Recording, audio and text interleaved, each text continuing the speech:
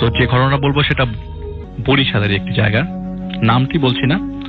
বরিশালের যে জায়গাটার ঘটনা বলবো, যার ঘটনা শেয়ার করবো তিনি একজন ইমাম সাহেব, ওই রিজিয়নের একটি মসজিদের, ছোট্ট মসজিদের একটা ইমাম।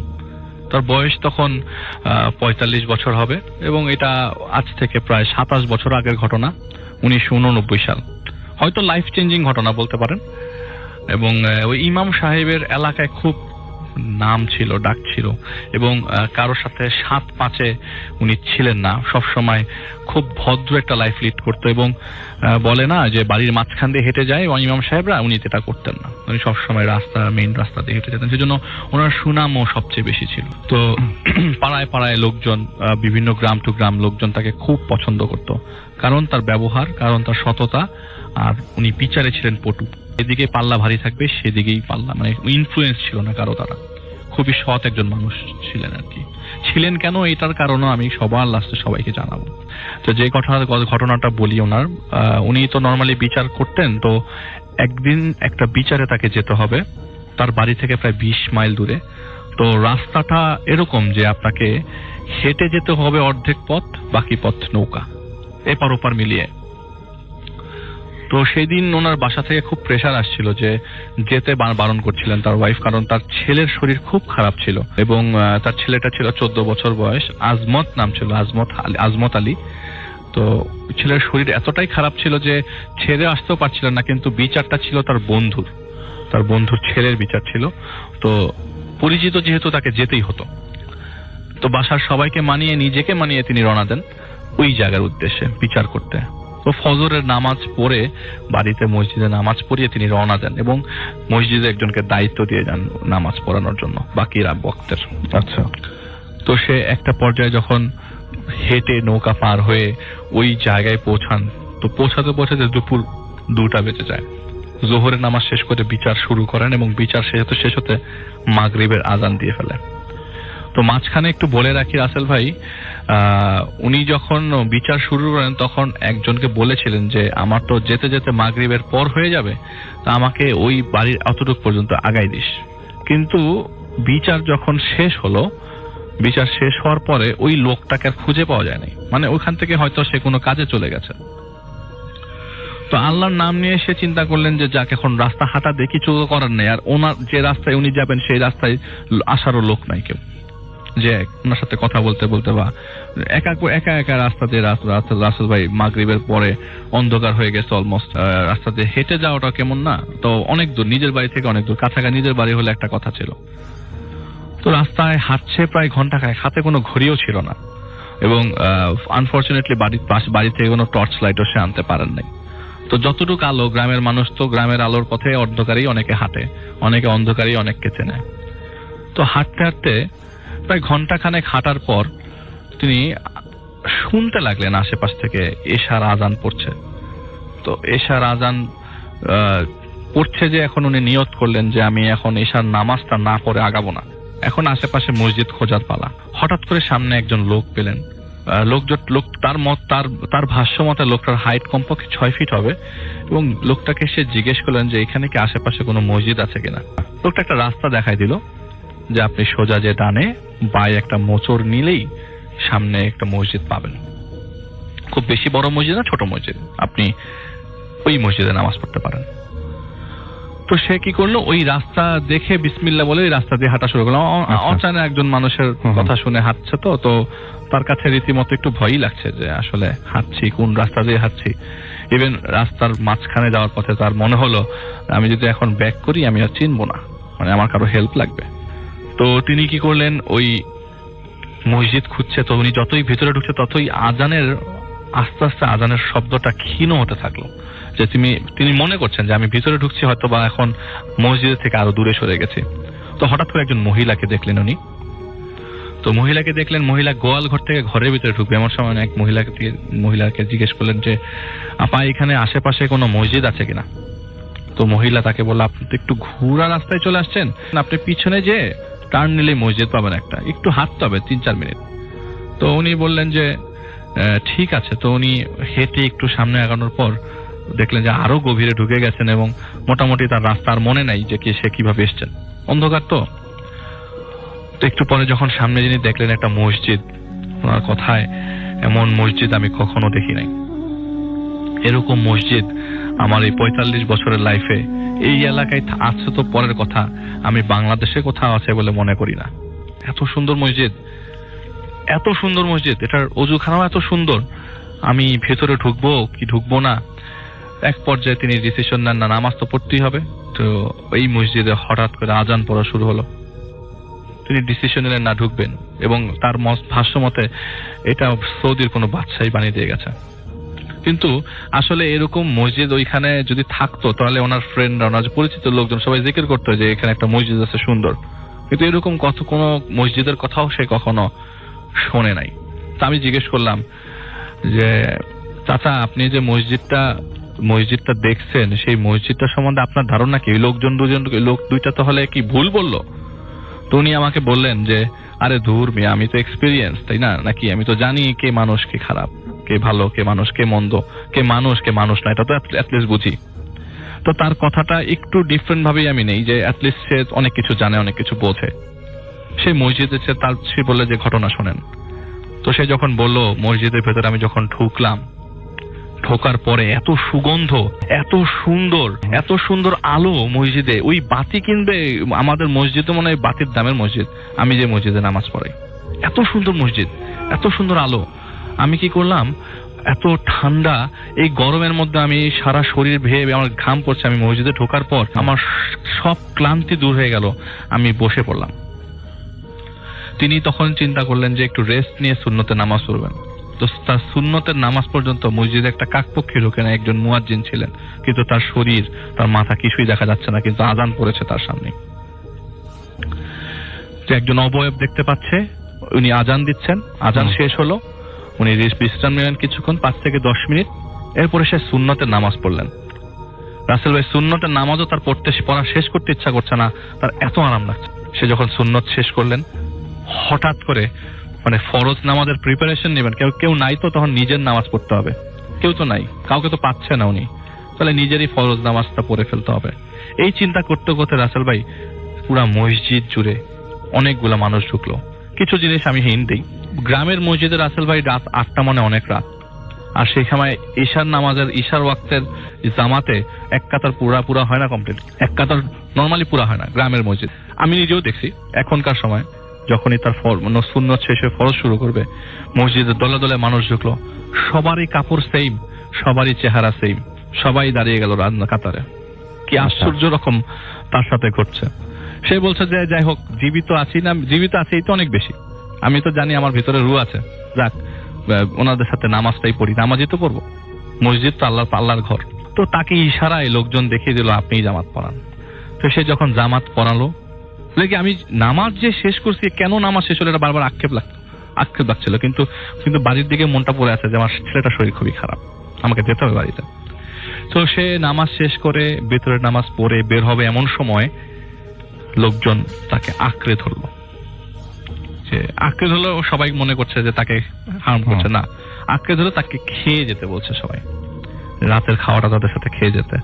এখন তিনি মনে করছে যে আমার সাথে যা ঘটছে তা অবশ্যই সাধারণ কোনো ঘটনা না, অলৌকিক ঘটনা এবং ডিফারেন্ট ঘটনা, এটার সাথে আমি নেগেটিভ হলে কোনো ধরনের ক্ষতি আমার হতে পারে, তাই না বলি আমি আসলে খেয়ে যাই, আর পেটের প্রচন্ড ক্ষুধা। তো সে সবার সাথে গোল হয়ে, তার সামনে অনেক খাওয়া আসতে থাকে, তো সবার সাথে গোল হয়ে বসে খাওয়া। রাসেল ভাই একটা মুখে এক লোকমা মুখে দেয় আর বলে যে আমি এরকম লোকমা আগে কখনো দিয়ে খাই নাই, এই খাওয়া আমি এই জিনিস কি আমি জানি না, এত ফল কিন্তু কামড় দিলে আমি ডিফারেন্ট টেস্ট পাচ্ছি, তো টেস্টি খাওয়া, এত মজার খাওয়া আমি কখনো খাই নাই। মনে করতে পারেন এখনই তো মসজিদে নামাজ শেষ, ঘটনা শেষ না। সে একা রাস্তা দিয়ে হাঁটছে, আধা ঘন্টা পর হঠাৎ করে দৌড়ে একটা ছেলে তার পা ধরে বসলো, খালি গায়ে একটা ছেলে তার পা ধরে বসলো, এবং তার ও যে পা ধরলো, পা টাচ করলো না, পা গরম হয়ে গেল, যে ছেলেটার হাতে এত টেম্পারেচার কেন? বলে আরে বাবা ছাড়, আমি হাঁটা ধরি, বিসমিল্লাহ করে যা হবে আল্লাহ দেখবে। উনি কিছুক্ষণ পরে এই আব্বা আমাকে নিয়ে যান, এই ওয়ার্ডটা শুনতে পায় না, কিছুক্ষণ পরে সামনে যাওয়ার পর উনি ভাবলেন যে আমি সেফ হয়ে গেছি, যাক মোটামুটি এখন নদীর কাছে চলে আসলে মোটামুটি আমি সেফ হবো আর কি। তো নদীর কাছাকাছি প্রায় চলে আসার পর উনি যেটা চিন্তা করেছিলেন যে উনি যখন নদী পার হয় বিচার করতে আসে, তখন একজনকে বলেছিল যে তুই থাকিস, পারলে আমার জন্য অসুবিধা হবে। নদীর কাছে যে সে দেখলো যে একটা নৌকাও নাই, নদী পার হবে কিভাবে, ঘুট ঘুটে অন্ধকার একদম। তো আশেপাশে দুইটা ডাক দিল যে কেউ আছে কিনা, কিন্তু কারো কাছে কোনো রিপ্লাই পায় নাই। রিপ্লাই পাবে কি করে, ওই সময় সবাই ঘুমন্ত অবস্থায়। তো রাসেল ভাই সে কি করলো, তার মাথার পাগড়িটা খুলে ঘাসের উপরে বিছিয়ে বসলো, কিছুক্ষণ বিশ্রাম নিচ্ছে যে ফজরের নামাজ পর্যন্ত ওয়েট করি, যতক্ষণ লাগে, যদি দরকারে ঘুমানোর আমি ঘুমায় যাব, আর আগে কোথাও যাবো না, পিছনেও ব্যাক করবো না, এখানেই থাকি। সকাল হলে তো সকাল তো হবেই, তার বিশ্বাস ছিল সকাল তো হবে। তো কিছুক্ষণ পর রাসেল ভাই কয়েক দল মানুষ তার দিকে আসছিল, নাকি ঘাটের দিকে আসছে তিনি বলতে পারেন, ঘাটের দিকেই হয়তো আসছে। কয়েক দল মানুষ, অনেকগুলা লেগে আমি তাদের হাইট, আমি তাকে জিজ্ঞেস করলাম বাবা তাদের হাইট বা তাদের সম্বন্ধে আপনি কতটুকু দেখছেন। বলে আমি কি ফিতা নিয়ে মাপছি নাকি, আমি দেখছি অনেকগুলা মানুষ কিন্তু অনেক লম্বা, সবাই ঘাটের দিকে আসছে। আসার পরে আমার দিকে সামনে যে লোকটা দাঁড়ছিল এমন ভাবে চাহনি দিল, আমার কাছে মনে হচ্ছে যে আমি ওনার এই চাহনি এত আলোজ্জ্বল, এত আলো ওনার চাহনিতে, আমি এরকম মানুষও কখনো দেখি নাই। এই আলো একজন মানুষের মধ্যে এত ঘুটঘুটে অন্ধকারের মধ্যে পড়তে পারে, এটা কখনো ভাবি নাই। আমি দেখলাম তাদের সাথে একটা লাশের খাটিয়া আছে এবং একটা লাশ আছে, এবং এরা হচ্ছে সেই মানুষজন যারা তার পেছনে নামাজ পড়েন। তো তার জিনিসটা একটু ধারণা চেঞ্জ হতে থাকে যে আমার ক্ষতি হতে পারে এখন। তো তাদের পূর্বপুরুষরা কি করতো, সূরা পড়ে চারিপাশে একটা রাউন্ড করে নিত যাতে তাদের বিপদ না হয়। তো তিনি আমাকে এটা ডিটেলসটা বলেন নাই, আমি যতটুকু জানি যে ওই মুহূর্তে সে তার চারিপাশে একটা রাউন্ড করে নেয়, রাউন্ড করে নিয়ে দোয়া পড়ে। তো হয়তো তার নিজের সেফটির জন্য তার মনে হতে থাকে যে তারা আমাকে ক্ষতি করতে পারে, কারণ আউট অফ নোয়ার তার সাথে যা ঘটছে এটা তো তার সাথে আগে কখনো ঘটেই নাই। তো উনি যেসব আগে কাজ করেছেন মনে করতে পারে যে, অনেকেই তো অনেক আসে না যে জিন ধরে নিয়ে আসে যে আমাদেরকে জিনে ধরেছে বা ছুটে দাও, ইমাম সাহেব তো অনেকেই এরকম কেস অনেক দেখে, তো মনে করতে পারে যে আমাকে খারাপ কিছুই আমার সাথে হচ্ছে। সে বলতে থাকে যে আপনারা কোথাকার, ওখান থেকে কোনো জবাব আসে না। তিনি আবার জিজ্ঞেস করেন আপনারা কোথাকার, তো তারা কিছু বলছে না। আবারও জিজ্ঞেস করলো আপনারা কোথায় যাবেন। হঠাৎ করে একটা লোক পিছন থেকে বলে উঠলো আমরা আপনার বাড়ি যাব, আমরা আপনার বাড়ি যাব। তো উনি জিজ্ঞেস করলো যে এই লাশ কিসের। তখন উনি বলে এটা আপনার ছেলের লাশ। তো উনি বলে যে দেখেন আমি আসলে ক্ষতি করতে চাই না কাউকে, আসলে আমার নিজেরই ভয় লাগছে, আমার খুব ভয় লাগছে, দেখো আমাকে ভয় দেখায়ও না বা নিজেরাও ভয় পেও না, তোমরা যদি কোনো কিছু জানো আমি অনেক কিছু জানি, আমার এখান থেকে চলে যাও। এটা বলতেই তারা কি করলো, আস্তে আস্তে পানির নিচে চলে গেল, নদীর মধ্যে ঢুকে গেল রাসেল ভাই, পানির ভেতরে ঢুকে গেল। ওই ওনাদের কোনো রেসপন্স না দেখে একটা জিনিস উনি বলেছিল, তো আপনি আমাদের সাথে চলেন, এটা আমি আপনাকে তখন বলেছি, আপনি আমাদের সাথে চলেন। তো উনি বললো তোমরা কোনো ক্ষতি করতে চাই না, তোমরা তোমাদের মতো থাকো, তোমার মতো চলে যাও, আমাকে কোনো ডিস্টার্ব করো না। তারা কি করলো, পানির মধ্যে চলে গেল।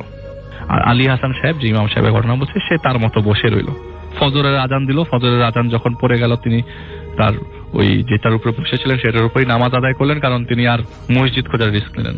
তো হঠাৎ করে ফজরের পরে কিছুক্ষণ পর, নামাজ শেষ করার কিছুক্ষণ পর তিনি দেখতে থাকলেন, মানে অন্ধকার মধ্যে উনি যতটুকু আলো, মানে ফজরের আজান পড়ার পর হালকা আলো চলে আসছে, তখন তিনি দেখতে পাই যে দূরের থেকে একটা নৌকা ঘাটের দিকে আসছে, এবং সে চিৎকার করে জিজ্ঞেস করলো নৌকার মাঝিকে। তো মাঝি যখন রিপ্লাই দিল ভয়েস, তিনি কনফার্ম করলেন যে না, এই আমার পরিচিত মাঝি, ওনার নাম স্বপন মাঝি, ওনাদের বাড়ির লোক। এবং স্বপন মাঝিও চিৎকার করে জিজ্ঞেস করলো, যখন তার ভয়েস পেলো সেও কনফার্ম করলো যে ইমাম সাহেব এটা। রিস্ক না নিয়ে তাকে উঠালেন এবং আশেপাশে কোনো কাস্টমার না পেলে শুধু ইমাম সাহেবকে নিয়ে রওনা দিলেন বাড়ির দিকে। প্রায় 3 ঘন্টার মতো হয় তাকে নৌকাতে সফর করতে হয়। সকাল 8টার দিকে তার বাড়িতে পৌঁছান। বাড়িতে পৌঁছানোর পথে, বাড়ির যাওয়ার পথে সবাই মনে করেন রাসেল ভাই সিম্প্যাথি, সেদিন বুঝে নাই, সবাই তাকে হাত বুলিয়ে দিচ্ছে, মাথায় বুলিয়ে দিচ্ছে, কোনো মানুষ তাকে জড়ায় ধরতেছে। আর যতই বাড়ির দিকে যাচ্ছে ততই মানুষের আনাগোনা, দৌড়াচ্ছে সবাই দিকে তার বাড়ির দিকে। তো তার বাড়ি যখন পৌঁছে যায় তিনি, তো সব ভিড় ঠেলে তিনি, তার মনের মধ্যে তখনই খটকা লেগে যায় যখন সবাই আদর করছে, হঠাৎ করে আদর করছে কেন, হঠাৎ করে তার মাথায় হাত বুলিয়ে অথবা জড়িয়ে ধরছে কেন, বুঝে যায় তো বাড়িতে কোনো একটা ঘটনা ঘটে গেছে। তো এত খারাপ ঘটনা ঘটবে সেটা এখন তিনি কখনো ভাবেন নাই। সে বাড়িতে পৌঁছায়, দেখে যে উঠোনের মধ্যে তার ছেলের লাশ পড়ে আছে, লাশটা ফোলা এবং ফাঁপা। তার কথা হচ্ছে যে আমি তো আসলে এত কিছু খেয়াল তখন করতে পারে নাই, আমার সাথে যেহেতু ঘটনাই শেয়ার করেছে রাসেল ভাই, উনি বলেছেন যে ফোলা ফাঁপা কেন থাকবে, ওই জ্বর এতই বেড়ে গেছিল, ওনার ওয়াইফ পরে বলেছেন যে জ্বর এতই বেড়ে গেছিল যে রাসেল ভাই ওই ছেলেটা পাগল হয়ে পুকুরের ঘাট পানিতে ঝাঁপ দেয়।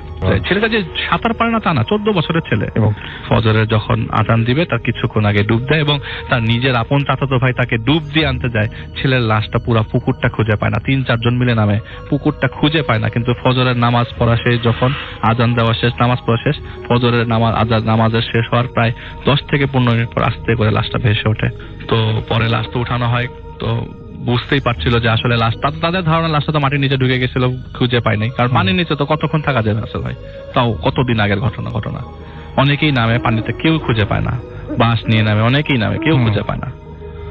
তো পরে তার নিজের ছেলের লাশ নিজেই ধোয়ান, নিজেই কাফনের কাপড় পেঁচান, নিজেই ধোয়া পরেন, নিজেই দাফন করেন, নিজেই জানাজা পড়ান রাসেল ভাই।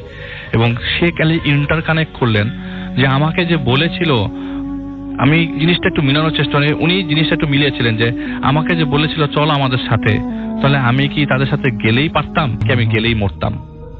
তার কোয়েশ্চেনটা সবসময় তার নিজের কাছে এটাই। তাহলে আমি আসলে মনে হয় ছেলেটাকে পেতাম, কিছুক্ষণের জন্য হলে তো পেতাম। ওনার কাছ থেকে যখন ঘটনাটাই নিই তো অনেকদিন আগে, প্রায় 10 দিন আগে, এই গত 3 দিন আগে মারা গেছেন। ওনার বয়স অনেক হয়েছিল। হঠাৎ করে আমি শুনি যে আমাকে ওনার কাছে নিয়ে গেছিলেন, তিনি ফোন দিয়ে বলেন যে আলী হাসান সাহেব মারা গেছেন। এই 3 দিন আগে রাসেল ভাই, আমি এখানে আসছি না, আজ থেকে 3 দিন আগে। এটাই ছিল রাসেল ভাই ঘটনা। থ্যাংক ইউ রাসেল ভাই। এখন যে ঘটনাটি আমি শেয়ার করব, এই ঘটনাটি কালেক্ট করে দিয়েছে হচ্ছে আমাদের খুলনার ছোট ভাই সৈকত। এবং খুলনার যত স্টোরি আমি বলেছি সাধারণত ওই সৈকতের মাধ্যম দিয়েই, আর একটা ছেলে আছে রূপম, এই দুইজনের মাধ্যম দিয়ে খুলনার চমৎকার স্টোরিগুলো আমি পেতাম। এবারও সৈকত আমাকে খুব সুন্দর একটা স্টোরি এনে দিয়েছে। তো যিনি বলেছেন, তো উনি সঙ্গত কারণ ওনার নামটা বলতে নিষেধ করেছেন, এমনি আদার্স সবকিছু বলতে বলেছেন। কারণ যার সাথে যে ইসের সাথে ঘটনা, তার আত্মীয় হয়তো উনি, এই জন্য উনি সঙ্গত কারণে নামটা বলতে নিষেধ করেছেন। তো ঘটনাটির স্থান হলো সাতক্ষীরা জেলার আশাশুনি থানার আনুলিয়া ইউনিয়ন। এবং এই আনুলিয়া ইউনিয়নের আকসরা বাজার নামে একটা গ্রাম আছে। এই আকসরা বাজারের এই ঘটনাটা, তো ঘটনাটি আসলে মানে শুরুটা আমি বলি যে যেখান থেকে সূত্রপাত, সেটা হচ্ছে ওই গ্রামে মানে স্বাধীনতার আগেই, মানে বাংলাদেশ স্বাধীনতার আগে একজন মেম্বার ছিলেন। তো যেহেতু গ্রামীণ পলিটিক্সের সাথে উনি ইনভলভ ছিলেন, ভালো খারাপ মিলিয়েই মানুষ, কিছু ভালো কিছু খারাপ, পুরাটাই খারাপ না, মানে কিছু ভালো কিছু খারাপ মিলিয়ে মানুষ। তো উনি দেখা যেতেন যে মাঝে মাঝে নিজের মানে ক্ষমতা টিকিয়ে রাখার জন্য বিভিন্ন সময় ভালো কাজের সাথে বিভিন্ন ধরনের অত্যাচারমূলক কাজ উনি করে ফেলতেন। তো এভাবে দেশ স্বাধীনের পরে উনি আর মেম্বার ছিলেন না, কিন্তু উনি এই 90-এর দশকের দিকে মারা যান। মানে বয়সেই মারা গেছেন আর কি, এমনি অন্য কোনো ইসে না, বয়সে মারা গেছেন। তবে উনি মৃত্যুর সময় যারা উপস্থিত যারা ছিলেন আমাকে স্টোরিটা শেয়ার করেছেন আর কি, যার মাধ্যমে শোনা। তো প্রচন্ড কষ্ট পেয়েছিলেন মৃত্যুর সময়, মানে মৃত্যু যন্ত্রণা যে কি আমাকে বলেছেন আর কি। কারণ আমাকে ওই সৈকত যখন এটা ঘটনাটি আমাকে শুনিয়েছে, ও রেকর্ড করে পাঠিয়েছে, আমি নিজে ভয়েস ক্লিপটা আমি শুনেছি আর কি। তো মৃত্যু যন্ত্রণাটা যে কি, এটা ওই মেম্বার সাহেবের মানে মৃত্যু না দেখলে কেউ বুঝতে পারবে না। তো উনি মারা যান। মারা যাওয়ার পরে স্বাভাবিকভাবেই ওই বাজারের মানে আকসরা বাজারের মানে রাস্তার মেইন একটা রাস্তা আছে, রাস্তার পাশে একটা কবরস্থান আছে, কবরস্থানে কবরস্থ করা হয়। এবং ওইটা বলতে পারেন ওনাদেরই জায়গা আর কি, বেশ উনি অনেক ভূসম্পত্তির মালিক ছিলেন, মানে কবরস্থ করা হয়। কিন্তু যেদিন কবর দিয়ে এসছে তার ঠিক পরের দিনই মানে লোকজন এসে খবর দিল যে ভাই কবরটা তো ভেঙে গেছে। তখন দেখে যে আসলেই সত্য, কবর ভেঙে গেছে। পায়ের দিকটা দেখা যাচ্ছে, কাফন দেখা যাচ্ছে, মাথা দেখা যাচ্ছে। তখন ওরা চিন্তা করেন যে ঠিক আছে, তাহলে কালকেই কবর দিলাম, আজকে ভেঙে গেল, ওরা বিষয় একদম স্বাভাবিকভাবে নিয়েছেন, হতেই পারে। তো ওনারা আবার বাঁশ টাস দিয়ে সবকিছু চাটাই দিয়ে আবার সুন্দর করে কবরটা প্রস্তুত করে দেন, মানে স্বাভাবিকভাবেই করে দেন। পরের দিন আবার কিছু লোক এসে বলে যে ভাই কবর তো ভেঙে গেছে। দেখে একই অবস্থা, কবর ভেঙে গেছে। আবার ঠিকঠাক করেন। পরের দিন আবার একই খবর, ওই কবর ভেঙে গেছে। কি মুসিবত, এরকম প্রতিদিন এই কাজটা কে করতেছে? বলে বৃষ্টি তো নাই, কোন মানে শেয়াল যে ওটা করেছে তাও তো না, কবর ভাঙছে কেন?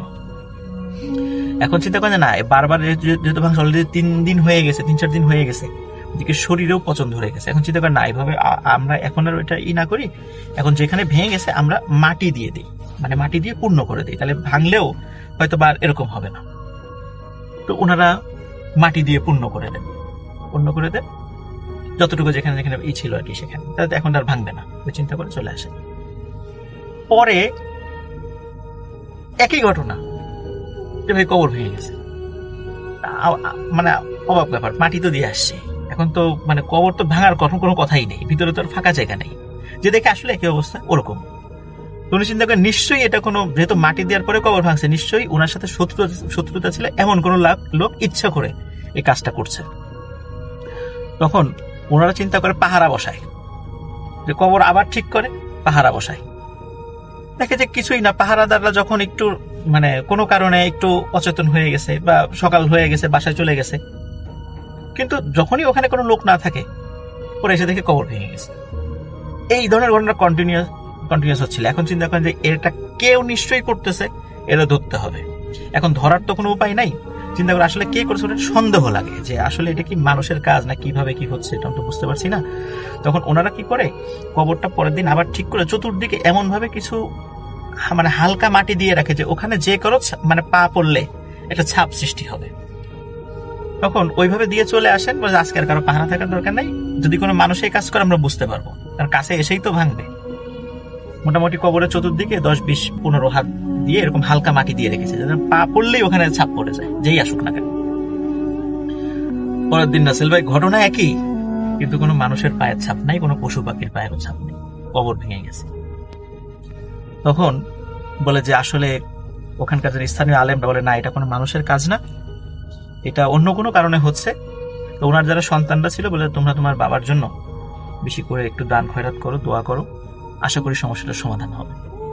তখন উনি ওনার সন্তানরা যারা ছিলেন তখন মসজিদ, মাদ্রাসায় বা এতিম বা দুঃখ দরিদ্র লোকদের দান খয়রাত করে তার বাবার রুহের উদ্দেশ্যে।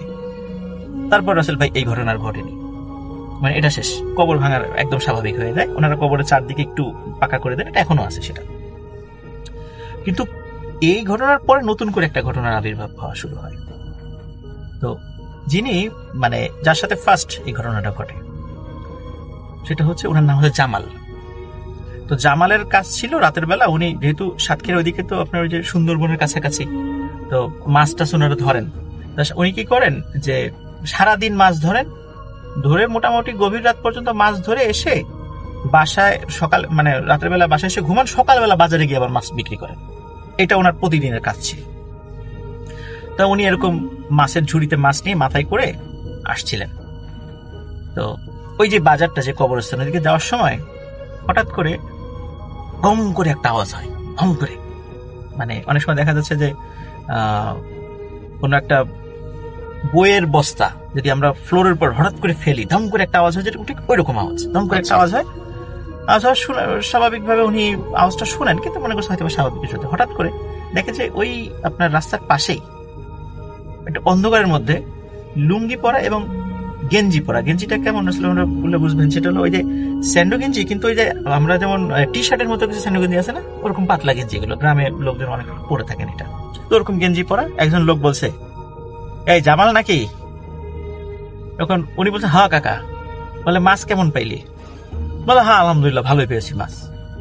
বলে আচ্ছা ঠিক আছে যা তাহলে। তো উনি চলে যাচ্ছে, যাওয়ার পরে আবার ওই গম করে আবার একটা আওয়াজ হয়েছে। তখন উনি চিন্তা করছে যে আবার শব্দ হইল। তখন হঠাৎ করে ওনার মনে হচ্ছে, আচ্ছা আমি কার সাথে কথা বললাম? তখন বলছে জামাল নাকি? যখন বলছে ও এটা তো মেম্বার চাচার গলা, ওনার সাথে তো আমি কথা বললাম, উনি তো মারা গেছেন অনেকদিন আগে। তখন উনি ওই মাছের ঝুড়িটা ফেলে দিয়ে চিৎকার করতে করতে বাসায় চলে যান। বাসায় যান, ওখানে গিয়ে সেন্সলেস হয়ে পড়ে যান। যখন জ্ঞান ফিরে উনি সবাইকে বলেন যে আমি রাতের বেলায় এই ঘটনা ঘটেছে। তখন মোটামুটি ওনাকে ট্রিটমেন্ট করা যায় আর কি, ঝাড়ফুঁক করা যায়, ওনাকে ওটা দিয়ে এই করা হয়। কিন্তু উনি আসলে রাত্রিবেলা এতটা ভয় পেয়েছিলেন, ওনার প্রচন্ড জ্বর আসে, এবং আমরা বিভিন্ন সময় গল্পে বলেছি এরকম যে জ্বর আসলে স্বাভাবিকভাবে অনেকে মারাও যান, এবং উনি 7-8 দিন জীবিত ছিলেন, মারা যান। তো এটা যখন উনি মারা যান তখন এলাকায় বলে যে মানে কেন মারা গেলেন, উনি ভয় পেয়েছিলেন। কেন ভয় পেয়েছিলেন? যে মেম্বার চাচাকে দেখেছিলেন রাস্তায়, এটা দেখে উনি খুব ভয় পেয়েছিলেন। এটা মানে গ্রামে এটা চাউর হয়ে যায়।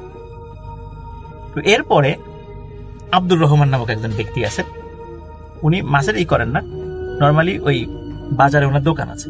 কোনো একদিন ওই দোকান বন্ধ করে আসতে আসতে ওনার দেরি হয়েছে, উনি একাই আসছিলেন।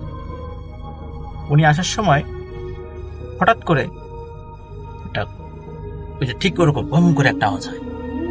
আওয়াজ হওয়ার পর উনি দেখেন যে সামনে একজন লোক দাঁড়ানো। বলে, কি রহমান নাকি? বলে, জি চাচা। বলে, কি আজকে দেরি হলো কেন? বলে, অনেক আজকে হাটের দিন ছিল, অনেক কাজ টাজ ছিল এই জন্য, আর তাছাড়া গঞ্জ থেকে বন্ধ থেকে মাল আসবে, মাল আসতে দেরি হয়েছে, এই জন্য দোকানটা বন্ধ করতে দেরি হয়ে গেছে। এই কথা বলতে বলতে আব্দুর রহমানের মাথায় খেয়াল আসছে যে কিরে, উনি তো মারা গেছেন, এটা কে তাহলে? তখন উনি প্রচন্ড জোরে চিৎকার করেন এবং চিৎকার করে লোক ডাকা শুরু করেন। তখন দেখে কি ওই লোকটা আস্তে আস্তে কাছে আসছে এবং শরীরের আকৃতিটা আরো বড় হচ্ছে এবং ওনাকে একদম মানে ওনার গলা ধরে মানে একদম উঁচা করে ছুঁড়ে ফেলে দেন এবং উনি যায় পড়েন একটা কাঁটাতারের উপরে। এবং ওই কাঁটাতারের ওইখানে ছিল একটা মাদ্রাসার বাউন্ডারি, মাদ্রাসার বাউন্ডারিটা আসলে কাঁটাতার দিয়ে ঘেরা। উনি কাঁটাতারের উপরে পড়ে যান, মারাত্মকভাবে আহত হন এবং উনি চিৎকার চেঁচামেচি করেন। তখন ওই মাদ্রাসার স্টুডেন্টরা ঘুম থেকে জেগে যায়, হুজুররা চলে আসে দেখে যে ওনার এই অবস্থা। তখন ওনাকে সেবা শুশ্রূষা করে আস্তে আস্তে উনি সুস্থ হন, উনি আর মারা যান নাই। কিন্তু এলাকাতে এই ঘটনাটা চাউর হয়ে যায় যে এই রাস্তাতে আসলেই এই মেম্বার চাচাকে দেখা যায়। তখন মোটামুটি অনেকেই রাতের বেলা ওই রাস্তা দিয়ে মানে আসার ক্ষেত্রে কখনো একা আসেন না। আরো একটা মজার বিষয় রাসেল ভাই, সেটা হচ্ছে যে এই ঘটনাটা কিন্তু এখন পর্যন্ত চলমান। ও, এখনো চলছে? এখনো চলছে। যারা ওই অনেকে ভুল করে, অনেকে তো জানেন না, কেউ তো আত্মীয় বাড়িতে গিয়েছেন বা কোনো কারণে যারা জানেন না, তারা অনেক সময় একা চলার সময় যে সবসময় যে দেখেন বিষয়টা এমন নয়, তবে মাঝে মাঝেই দেখেন। এখন পর্যন্ত সেটা চলছে স্টিল নাও। এবং আমাকে যিনি ঘটনাটা বলেছেন উনি মানে 100% হলফ করে বলছেন যে ঘটনাটা 100% সত্যি। কেউ যদি জাজ করতে চায়, ঠিকানা তো সব বলেই দিয়েছে যে ওই গ্রামের সাতক্ষীরা জেলার ওই ইসে গেলেই এই ঘটনাটা শুনলে বুঝতে পারবে। ঘটনায় যাই। সেদিন প্রচন্ড বৃষ্টি হচ্ছে।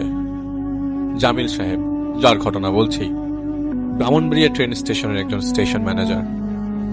তখন একটা ট্রেন আসার কথা, রাত তখন 2টা বাজে, কিন্তু প্রচন্ড বৃষ্টি পড়ছে। কিছু মানুষজন যারা স্টেশনে আছে তারা সেফ জায়গায় ঘুমাচ্ছে। তিনি জানেন ঢাকা থেকে একটা ট্রেন 2:30 আসবেন এবং এই ঘটনাটা বেশ আগের। তো তিনি রুম থেকে একটু এগোলেন। অন্ধকার বলতে গেলে তখন পুরো জায়গাটাই অন্ধকার। তিনি প্ল্যাটফর্মে গেলেন এবং দেখলেন মানুষজন বলতে গেলে কেউ নাই, 2-3 জন আছেন, তাও ঘুমাচ্ছে। আর মুষলধারে বৃষ্টি যেন থামছেই না। হঠাৎ করে ইলেকট্রিসিটি চলে যায়। ইলেকট্রিসিটি যাওয়ার পর তিনি তার রুমে যায়। রুম থেকে আবার প্ল্যাটফর্মে যায় সিগারেট ধরবে। হঠাৎ একটা ট্রেন আসে। তিনি প্রথমে তা খেয়াল করেন নাই। ইলেকট্রিসিটি নাই এবং ট্রেনের সামনে কোনো লাইট নাই, ট্রেনের নাই কোনো হুইসল। তিনি দেখলেন প্ল্যাটফর্মের ভেতর পুরো ট্রেনটি তখনও ভিড়েনি, কিন্তু আস্তে আস্তে এগোচ্ছে। খানিকটা অবাক হলেন, কোনো হুইসল ছাড়া ট্রেনটা তিনি যেখানে দাঁড়িয়েছিলেন সেখানেই আসলো এবং প্রায় হাফ এন আওয়ার তিনি ওখানে দাঁড়িয়েছিল। কেউ ট্রেন থেকে নামলো না, ইভেন ট্রেনটাও আগাচ্ছে না। উনি ট্রেনের ইঞ্জিনের কাছে গেলেন টর্চ নিয়ে, ভেতরে ঢুকলেন, দেখলেন কেউ নেই, কিন্তু কেউ তো বের হয় নাই, থাকার তো কথা মানুষের। তিনি বের হয়ে একটি বগিতে ঢুকলেন, দেখলেন কোনো প্যাসেঞ্জার নেই, অথচ কেউ তো বের হয় নাই। একই আবোল তাবোল অবস্থা, ইলেকট্রিসিটি নাই, ট্রেন খালি, কেউ নাই। তিনি প্রত্যেকটা বগিতে উঠে উঠে চেক করছেন। কিন্তু লিসেনারদেরকে বলতে চাই যে ভাই, একটা কাকপক্ষীয় ট্রেনটার ভেতরে নাই। সর্বশেষ বগিতে উঠেন তিনি। চারপাশে টর্চ মারার পর তিনি একজন মহিলা দেখতে পান। মহিলাটা জানালার দিকে তাকিয়ে আছে চুপ করে। তার এতদিনের এক্সপিরিয়েন্সের চাকরি করা অবস্থায় এরকম কখনোই হয় নাই। যখনই নেমে যায় ট্রেনে, নামার পর তিনি তার রুমে যান একটা সুইচ অফ করতে। মাত্র 2 মিনিট আগে তোর তিনি রুমে গেলেন, তিনি প্ল্যাটফর্মে যান এবং দেখতে পান ট্রেনটা আর নাই। 2 মিনিটের মধ্যে গেলে তো অ্যাটলিস্ট ট্র্যাকের দিকে তাকালেও দেখবেন ট্রেনটাকে দেখা যাবে। আশেপাশে কোনো কিচ্ছু নেই। ওই দিন থেকে ঠিক 1 বছর পরের ঘটনা। সেদিন আকাশে চাঁদ, ফুরফুরে অবস্থা। রাত তখন 3টা বাজে। আশেপাশে তেমন কোনো মানুষ নাই, মানুষ ওদিন নেই বললেই চলে। তিনি তার রুমে তখন হঠাৎ করে তিনি দেখতে পান আস্তে আস্তে একটা ট্রেন প্ল্যাটফর্মে এসে ভিড়েছে, অথচ কোনো সাউন্ড নেই, কোনো হুইসেল নেই। ট্রেনের তো এমনিতেই একটা সাউন্ড থাকে, ট্রেনের মুভমেন্টের সাউন্ড, বাট ভেড়া পর্যন্ত কোনো সাউন্ড নেই। তিনি দৌড়ে এবার প্ল্যাটফর্মে যান। আগের বিষয়টা তিনি কারোর সাথে শেয়ার করেন নাই। তিনি মনে করেছিলেন এটা তার মনের ভুল হতে পারে। খালি একবার ইনফরমেশন নিয়েছিলেন এরকম ট্রেনের নাম আছে কিনা, পরিষ্কার ছিল না। তারপরেও যেটা তিনি মিলাতে পারেন যে রাঙা এক্সপ্রেস নামে কোনো ট্রেন আছে কিনা। এবারও এটি রাঙা এক্সপ্রেস। তিনি আবারও ইঞ্জিন রুমে টর্চ মেরে চেক করলেন কেউ আছে কিনা, কিন্তু কেউ নেই। আগের মতো প্রত্যেকটা বগি চেক করলেন, কাউকে পাওয়া যাচ্ছে না। এবারও তিনি শেষ বগিতে ভালো করে চেক করলেন, কিন্তু কেউই নাই। হঠাৎ করে ট্রেনটা ছেড়ে দিচ্ছে। এক বগি থেকে আরেক বগিতে যাওয়া যায় না, কোনো পার্টিশন নাই, কোনো কানেকশন নাই, তাই তাকে বগিতেই থাকতে হচ্ছে। ট্রেনের স্পিড এতটাই বেশি যে উনি ট্রেন থেকে নেমে কোনোভাবেই সাহস পাচ্ছে না, পাড়া দেওয়ার কর্নারে, ট্রেন থেকে পাড়া দেওয়ার সাহস পাচ্ছে না। জোরে জোরে চিৎকার করেও কাউকে কাছে পাচ্ছে না। পুরো বগি কেন, পুরো ট্রেনে তিনি একা। তিনি ভাবতে থাকলেন ট্রেনটি কি হাইজ্যাক হয়েছে, কিন্তু ড্রাইভার রুমে তো কেউ নেই। ট্রেনটি চালাচ্ছে কে? মাথা বের করে তিনি টর্চ মারতে থাকেন। আশেপাশের স্ট্রাকচার এত দ্রুত পাস হচ্ছে যে উনি ভাবতে থাকেন এটি ইম্পসিবল।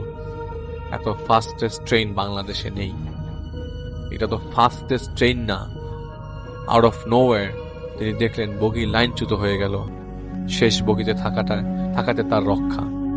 সেটিও উল্টো হওয়ার পথে। তিনি যেখানে নামলেন সেখানে কেউ নেই, একজন মানুষও নেই। তিনি প্রচন্ড ভয় পেলেন, এমন ভয় যে তিনি কোনো কথা বলতে পারছেন না। তিনি দেখলেন সেই মহিলা রেল লাইনটি ধরে আসছে। এরপরে আর তার কিছুই মনে নাই।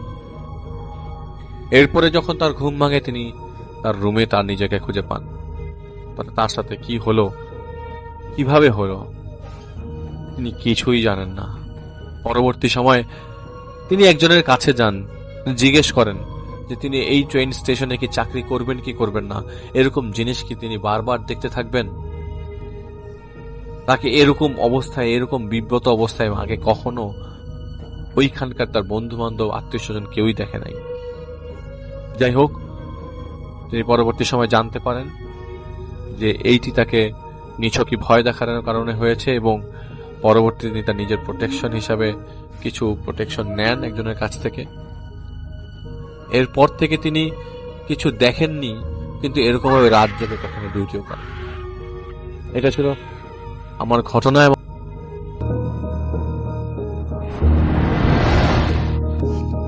আসসালামু আলাইকুম রাসেল ভাই, আশা করছি আপনি ভালো আছেন। রাসেল ভাই, আজকে আমি আপনাকে একটি ঘটনা শেয়ার করব, যে ঘটনাটা আমার এক বন্ধুর সঙ্গে ঘটে গেছে বেশ কয়েকদিন আগেই আর কি। ঘটনাটা একদমই বেশি দিনের পুরনো নয়। তো রাসেল ভাই, সরাসরি ঘটনায় চলে যাচ্ছি। তো আমার যেই ঘটনার যেই বন্ধুর ঘটনা বলবো, ওর নাম হচ্ছে অর্ক।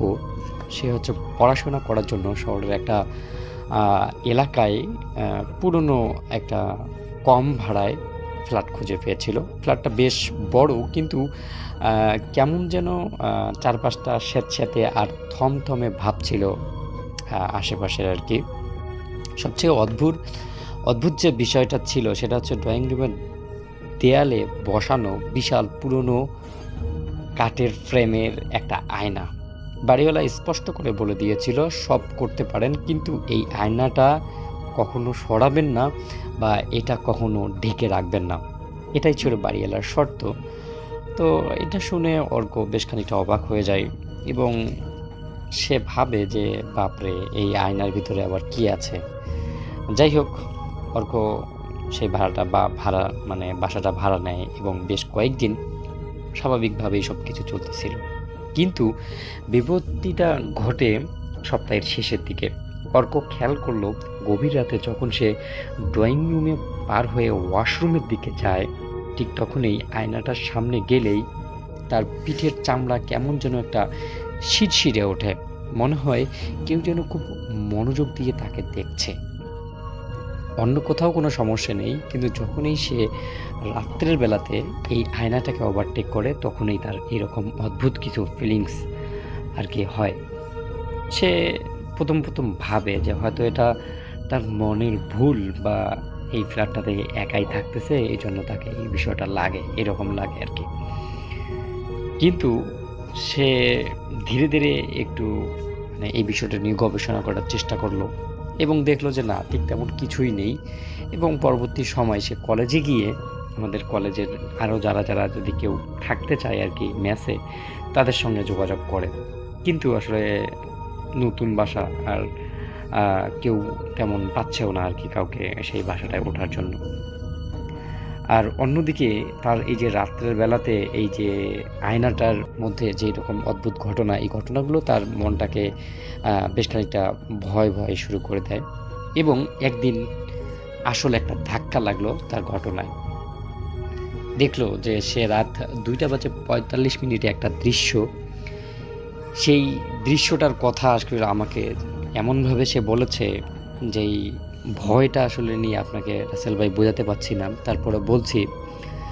সেই দিন রাত প্রায় 2টার দিকে সে অ্যাসাইনমেন্ট শেষ করতে করতে অনেকটা তার চোখে ঘুম এসে যাচ্ছে, প্রচণ্ড তৃষ্ণা আর অস্বস্তি একটা অবস্থা তার শুরু হয়। এবং সে পানি খাওয়ার জন্য সেই ড্রয়িং রুম থেকে ওভারটেক করে রান্নাঘরের দিকে যাচ্ছে। আর সেই সময়ে ড্রয়িং রুমের যে আলোটা ছিল সেই আলোটা একদম নিভানো ছিল, শুধু জ্বালানা দিয়ে চাঁদের আলোয় ঘরটাকে আবছা দেখা যাচ্ছে আর কি। তো যখনই এই অর্ক ড্রয়িং রুমের আয়নাটার সামনে দিয়ে আসতেছে, ঠিক তখনই অর্ক হঠাৎ করে থমকে দাঁড়ায়। তার মনে হলো আয়নায় তার নিজের প্রতিফলনটা কেমন যেন একটু অদ্ভুত লাগছে। সে ভালো করে তাকালো এবং বেশ খানিকটা ভয় পেয়ে তার শরীরের সমস্ত রক্ত জমাট বেঁধে বরফ হয়ে গেল। কারণ সে আয়নার দিকে তাকিয়ে সোজাসুজি দেখলো যে সে একদমই সোজা তাকিয়ে আছে, কিন্তু বাস্তবে অর্ক তার কিছুটা মাথাটা ঝুঁকে আছে এরকম দেখছে।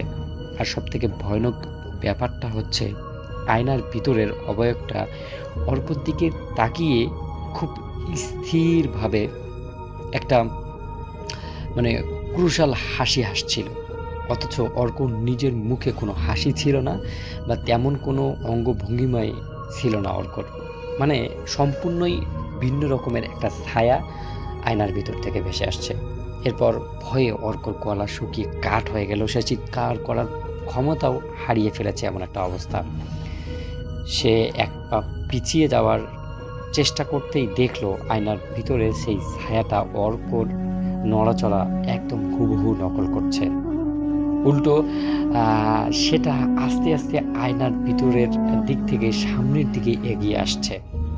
সেটার হাত দুটো কাচের ভিতরের দেওয়ালে ঠেকানো, ঠিক যেন মনে হচ্ছে যেন এই যে আয়নাটা ছিল সেই আয়নাটার অদৃশ্য একটা দেয়াল ভেদ করে সে একদম বাইরের দিকে চলে আসছে।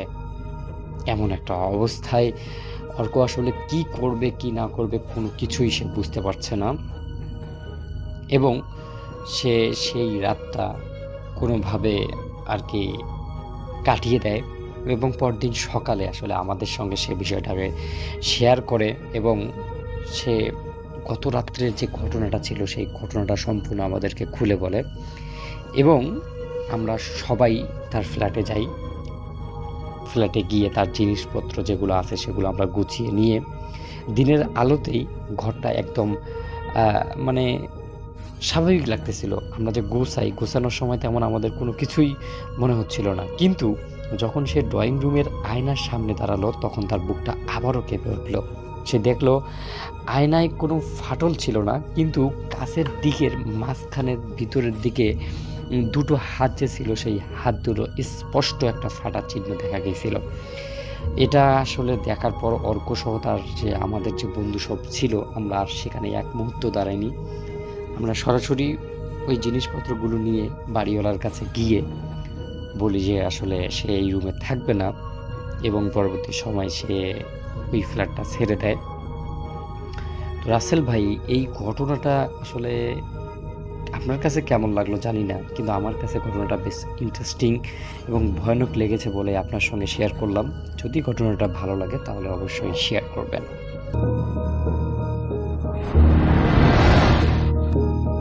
ঘটনাটির সময় 1976 সাল। নড়াইল জেলার লোহাগাড়া উপজেলার লাহোরিয়া ইউনিয়নের ছোট্ট গ্রাম লাহোরিয়া। এই গ্রামেই প্রহ্লাদ বিশ্বাস, তার স্ত্রী, তার 3 ছেলে প্রভাস, পঙ্কজ ও প্রকাশ। প্রভাসের বয়স 35, পঙ্কজের বয়স 30-এর কাছাকাছি। বড় এবং মেজ ছেলেকে প্রহ্লাদ বিশ্বাস বিয়ে দিয়েছেন। একান্নবর্তী পরিবারে তাদের বসবাস, কিন্তু ছেলের বউ এবং ছেলের পরিবারের সাথে প্রহ্লাদ বিশ্বাস ও তার স্ত্রীর বনিবনা না হওয়ায় ছোট ছেলে প্রকাশকে নিয়ে তাদের বাড়ি থেকে কিছুটা দূরে তাদেরই দীর্ঘদিন ধরে পতিত থাকা একটি জমিতে 3টি ঘর নির্মাণ করেন। ওই জমির চতুর্দিকে রয়েছে ফসলি জমি। সেটি আসলে কোনো গ্রাম নয়, গ্রামটা ফসলি জমির ঠিক পাশে। যেখানে ঘর নির্মাণ করেন প্রহ্লাদ বিশ্বাস, সেখান থেকে অন্য বাড়িগুলোতে যেতে পায়ে হেঁটে প্রায় 10 থেকে 15 মিনিট সময় লাগে।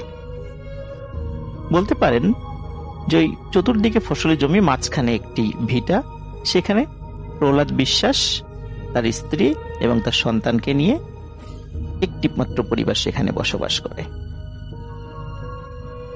বড় একটি ঘর, মাঝারি সাইজের একটি ঘর এবং একটি রান্নাঘর সেখানে ছিল। ওয়াশরুম ঘরের বাইরে ছিল, যেমনটি গ্রামে থাকে। ভালোই চলছিল তাদের। এর মধ্যে প্রহ্লাদ বিশ্বাসের ঘর আলো করে একটি কন্যা সন্তানের জন্ম হয়। আদর করে নাম রাখেন প্রিয়াঙ্কা। এর কিছুদিন পর প্রহ্লাদ বিশ্বাসের ছোট ছেলে প্রকাশের একটি সরকারি চাকুরি হয়।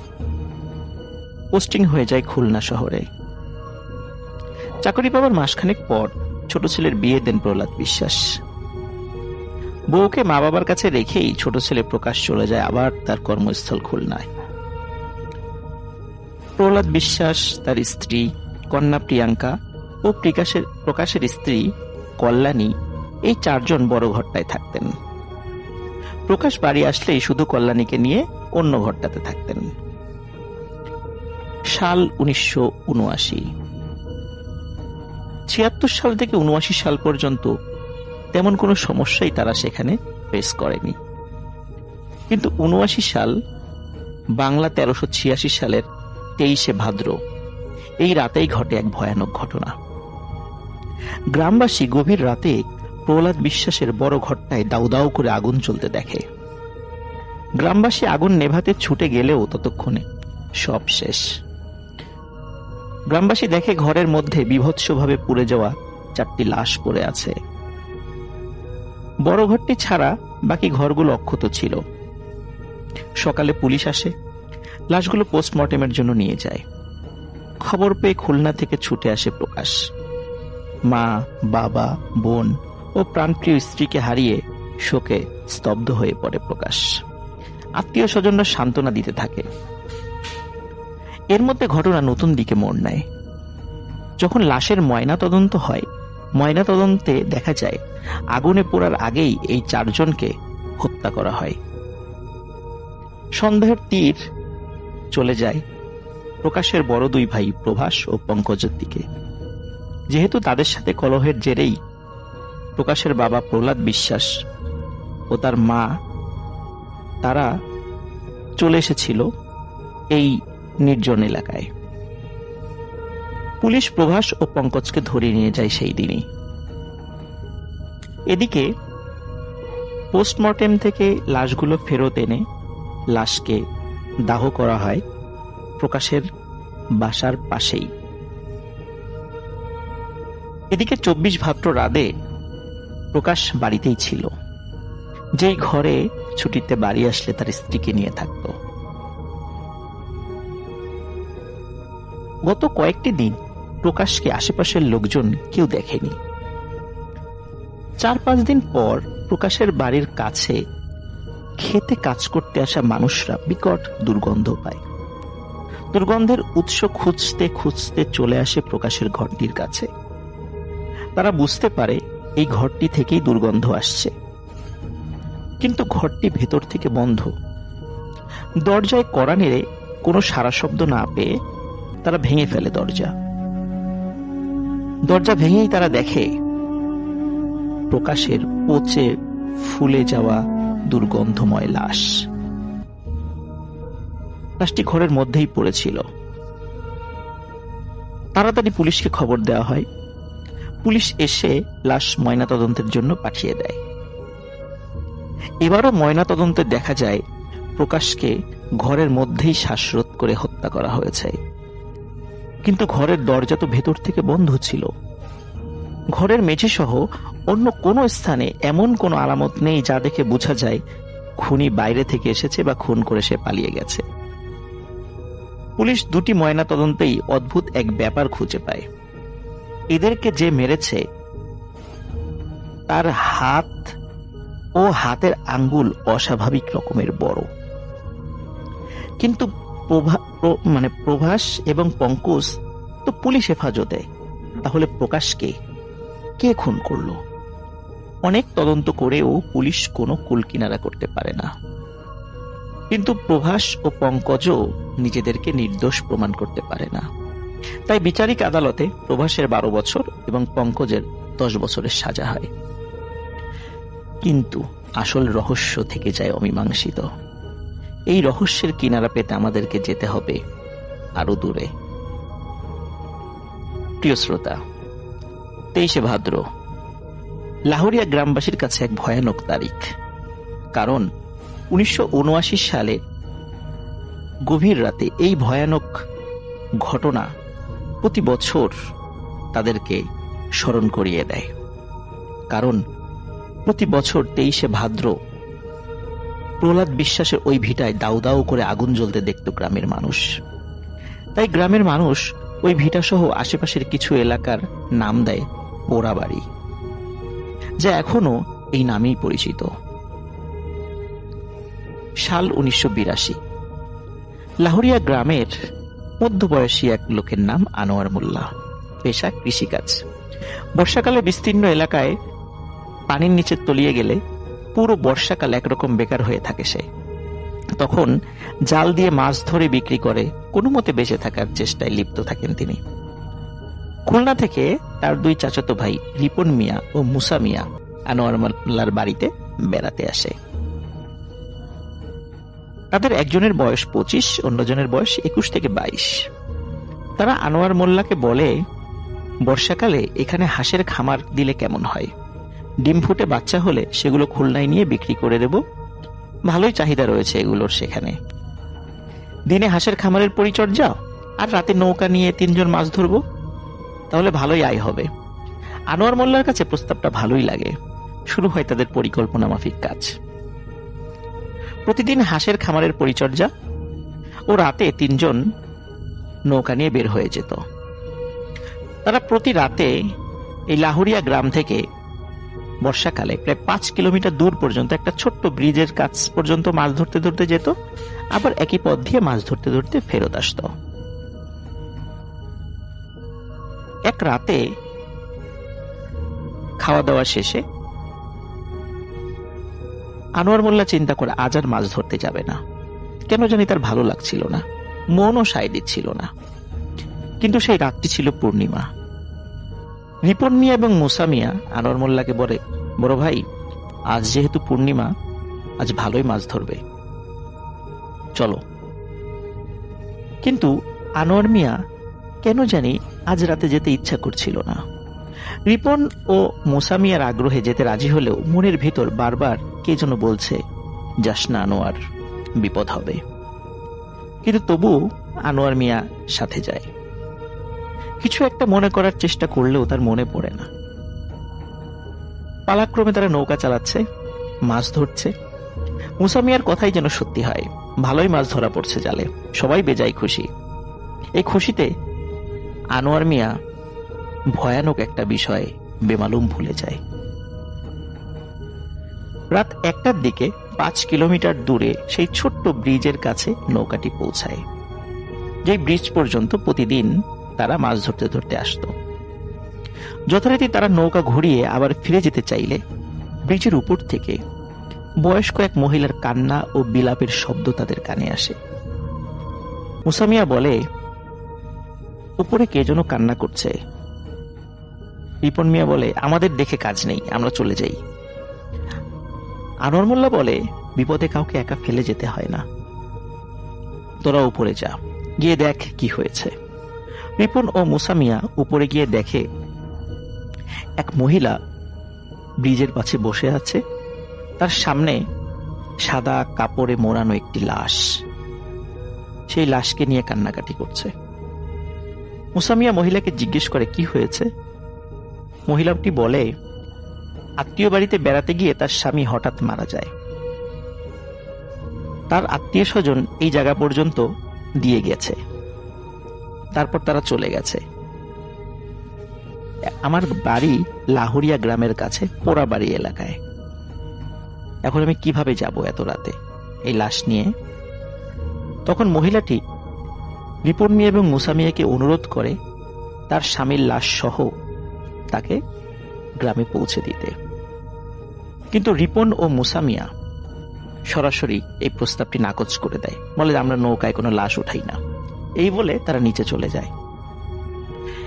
যখন আনোয়ার মোল্লা তাদেরকে জিজ্ঞেস করে যে কি হয়েছে উপরে, তখন রিপন মিয়া এবং মুসামিয়া সব ঘটনা খুলে বলে। আনোয়ার মোল্লা বলে, এভাবে কাউকে বিপদে ফেলে যেতে হয় না, যেহেতু তার বাড়ি পোড়াবাড়ি এলাকায় আর আমরা ওই পথ দিয়েই যাব, তাই তাদেরকে পৌঁছে দিতে আমাদের কোনো সমস্যা নেই। রিপন মিয়া এবং মুসামিয়ার আপত্তি সত্ত্বেও আনোয়ার মিয়া তাদেরকে বলে, যাও তোমরা গিয়ে লাশটি নিয়ে এসো। যাই হোক, রিপন মিয়া এবং মুসামিয়া তারা দুজন ব্রিজের উপরে গিয়ে লাশটি ধরাধরি করে নৌকায় নিয়ে আসে। নৌকার একদম মাথার দিকে সেই মহিলাটি বসে, কিন্তু অদ্ভুত ব্যাপার, এখন সে কোনো কান্নাকাটি করছে না, বরং লম্বা ঘোমটা দিয়ে মাথা ও মুখ ঢেকে রেখেছে। আনোয়ার মিয়া কোনো প্রশ্ন করলেও মহিলাটি কোনো উত্তর দেয় না, শুধু মাঝে মাঝে নৌকা কোন দিক দিয়ে যাবে সেটা বলে দেয়। কণ্ঠস্বরটি কেমন যেন চেনা চেনা মনে হয় আনোয়ার মোল্লার কাছে। না, হতেই পারে এরকম। রাত আনুমানিক 3টার দিকে 3 দিকে পানি ও একদিকে রাস্তা রয়েছে এমন একটি ভিটার কাছে নৌকাটি থামাতে বলে মহিলাটি। আনোয়ার মিয়া স্থানীয় লোক হলেও রাতে এই জায়গাটি সে চিনতে পারছে না, কিন্তু পরিচিত বলে মনে হচ্ছে। মহিলাটি সেখানে আসার পর বাড়ির ভেতর থেকে একজন পুরুষ ও একজন মহিলা এসে লাশটি নৌকা থেকে নিয়ে যায়। তাদের দুজনকেও আনোয়ার মোল্লার কাছে চেনা চেনা লাগে, আগে কোথাও দেখেছে কিন্তু মনে করতে পারে না। তবে এতটুকু বুঝতে পারে যে এটা একটা হিন্দু বাড়ি। এতক্ষণ বয়স্ক মহিলাটি তেমন কোনো কথা না বললেও এখন বলে, আপনারা অনেক কষ্ট করে আমাদের নিয়ে এসেছেন, আপনাদের ধন্যবাদ, একটু অপেক্ষা করুন, কিছু পারিশ্রমিক নিয়ে আসছি। আনোয়ার মোল্লা পারিশ্রমিক নিতে অস্বীকৃতি জানায়, বলে যে আপনাকে তো আমরা বিপদে উপকার করেছি, কোনো পারিশ্রমিক লাগবে না।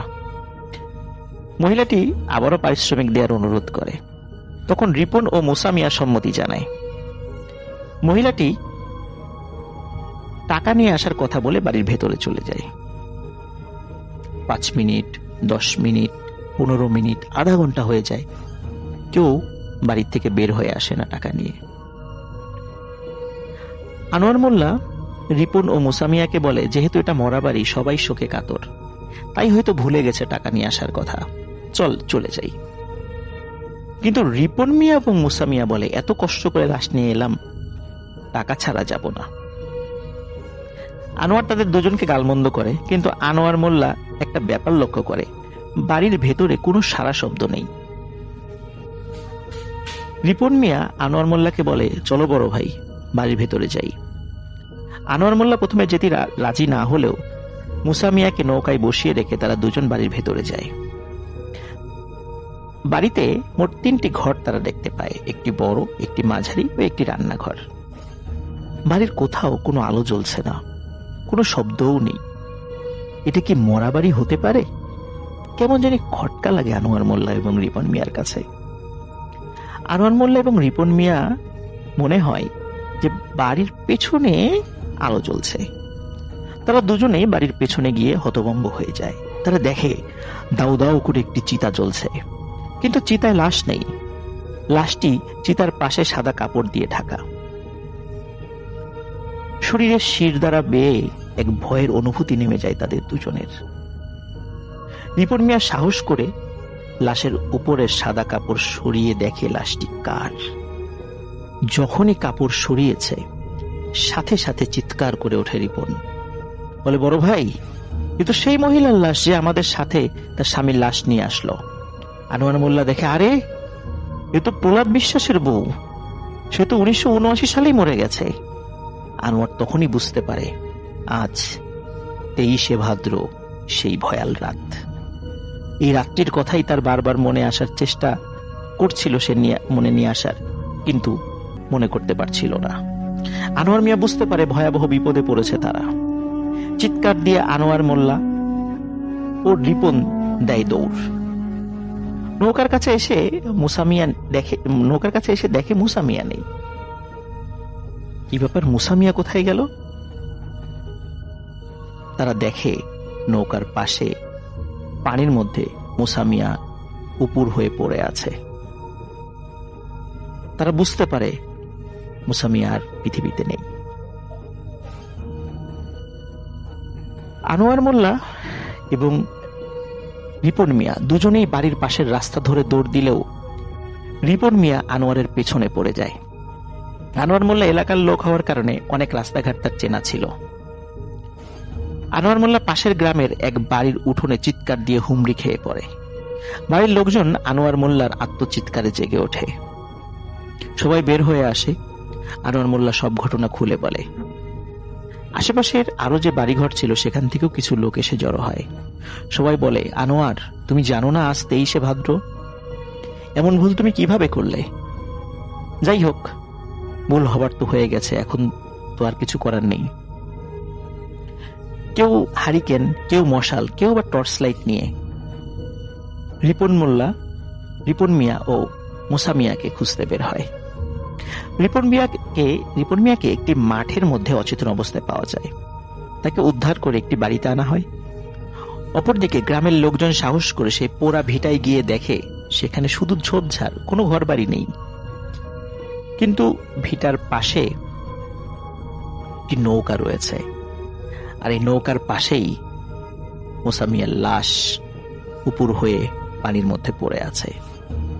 তারা দেখতে পায় মুসা মিয়ার গলায় বড় বড় আঙ্গুলের ছাপ। কে যেন তার গলা টিপে হত্যা করে পানির মধ্যে চুবিয়ে রেখেছে। রিপন মিয়ার জ্ঞান ফেরে পরদিন সকালে।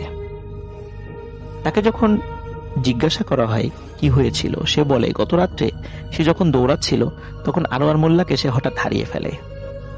তখন চোখ যেদিকে যাচ্ছিল সেদিকেই দৌড়াচ্ছিল। হঠাৎ কোনো কিছুর সাথে তার ধাক্কা লাগে। সে ধাক্কা লেগে পড়ে যায়,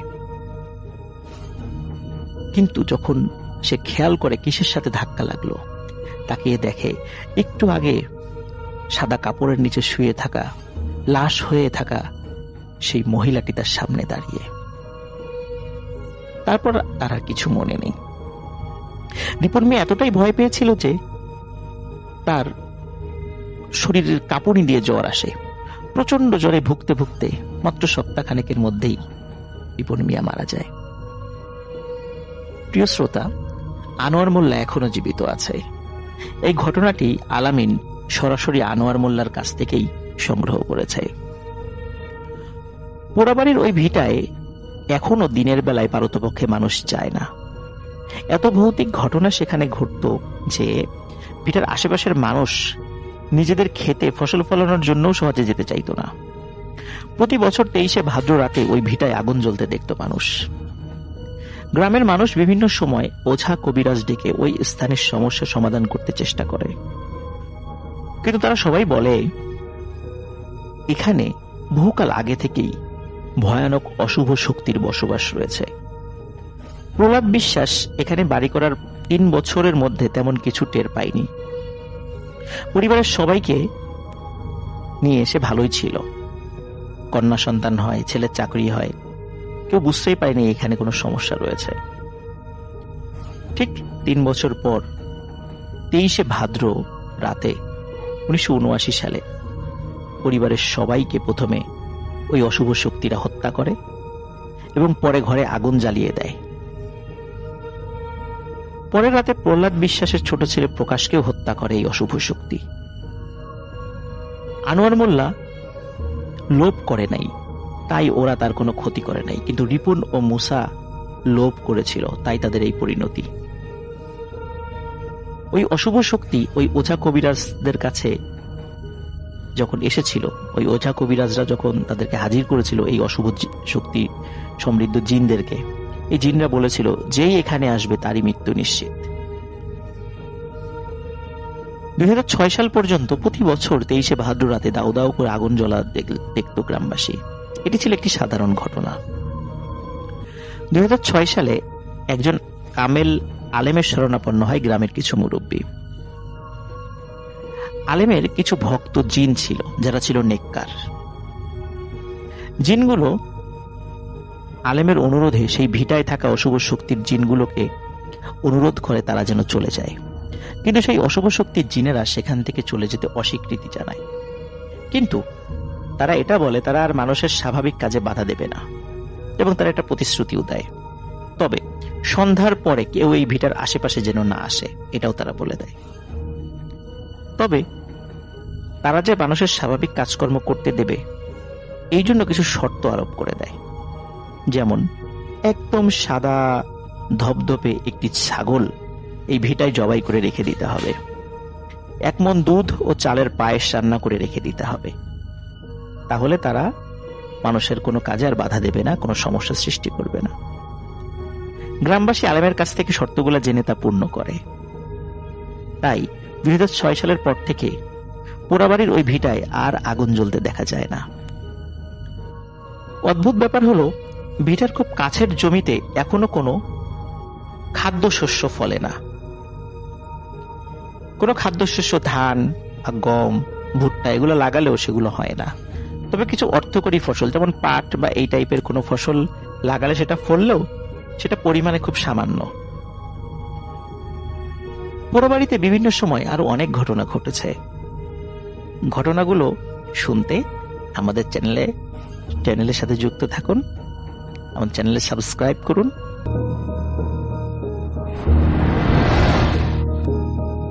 তো এই ঘটনার সময়কাল আজ থেকে প্রায় 4 থেকে 5 বছর আগে, এবং সেই সময় রেশমা মডেলিং করতেন।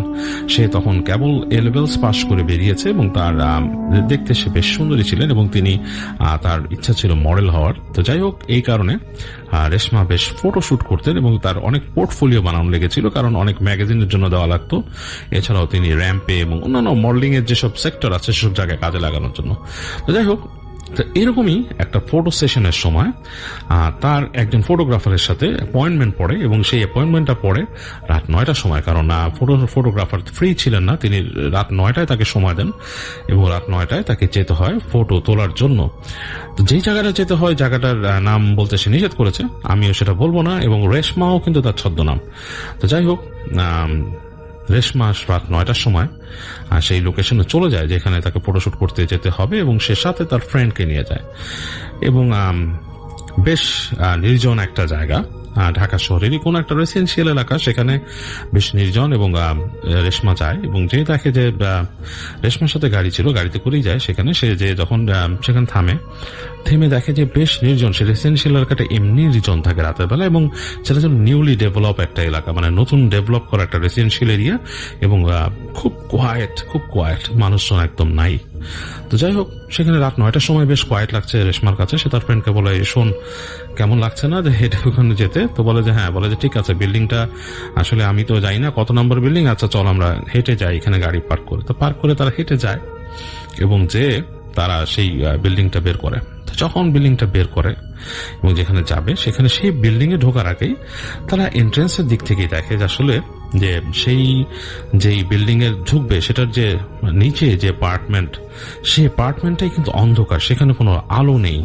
তো তারা বেশ একটু মানে অবাক হয় যে নিচতলা আলো নেই, মানে মনে হচ্ছে যে এখানে কেউ থাকে না। আসলে কোনো বাসায় যদি মানুষ থাকে, বাট বাসায় যদি কেউ থাকে, মানুষ অবস্থান করে, বাট সেটার বাতি বন্ধ থাকে বা কেউ না থাকে, ওই সময় বাইরে থাকে, আপনারা বুঝতে পারবেন। আর কোনো বাসা যে খালি পড়ে থাকে সেটাও বুঝতে পারবেন। তো রেশমালা যখন যায়, মানে ওই বাসাটার দিকে দেখে, মনে হচ্ছে যেখানে কেউ থাকে না, বাসাটা মানে মানে মানে এমটি, ভ্যাকেন্ট, ওখানে কেউ নাই। তো ওদের কাছে একটু অস্বস্তি লাগে যে এত সুন্দর, এত মানে মানে এত মানে বড় একটা জায়গা, বা এত মানে জায়গাটা বেশ পশ, একটা পশ জায়গায় এরকম একটা অ্যাপার্টমেন্ট খালি। তো যাই হোক, বাইরে থেকে কোনো আলো নেই এবং সেরকম মনে হচ্ছে। তো তারা হেঁটে উঠে যায় এবং তাদেরকে উঠতে হবে 3 তলায়, এবং তারা সেখানে যেয়ে সেখানকার যে এলিভেটরে বাটন চাপে 3 তলায়, এবং এলিভেটর একসময় আসে। এবং এত নির্জন নাকি ছিল জায়গাটা যে এলিভেটরের যে মুভমেন্টের সাউন্ডগুলোই খুব লাউড মনে হচ্ছিল। তো এলিভেটর আসে, তারা একসময় উপরে উঠে যায় 3 তলায়, এবং 3 তলায় উঠে তাদের যে স্টুডিও বা যে অ্যাপার্টমেন্টটা যেখানে দেখানোর কথা, সেখানে সে হেঁটে যায়। এবং হেঁটে যেয়ে সে যখন বেল দেওয়ার পর, তো সেখানে একটা ছেলে ছিল, সে স্টুডিওতে আছে, সে খুলে দেয় এবং সে বলে যে অমুক স্যার আসেননি এখনো, আপনাদের কথা বলছেন যে আপনাদেরকে একটু বসতে আসলে।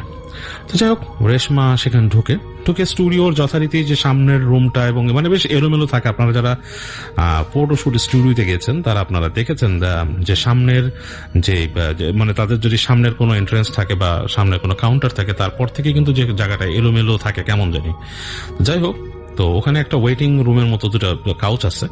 সেখানে রেশমার ফ্রেন্ডকে রেশমা বসতে দিয়ে সে বলে যে তুই বয়, আমি তৈরি হয়ে আসে। ছেলেটাকে জিজ্ঞেস করে যে এখানে তোমাদের কোথায়, রেস্টরুম কোথায়? তো সে দেখায় দেয় যে এখানে রেস্টরুম, এটা হচ্ছে আপনাদের ড্রেসিং রুম, মানে সবকিছু দেখায় দেয়।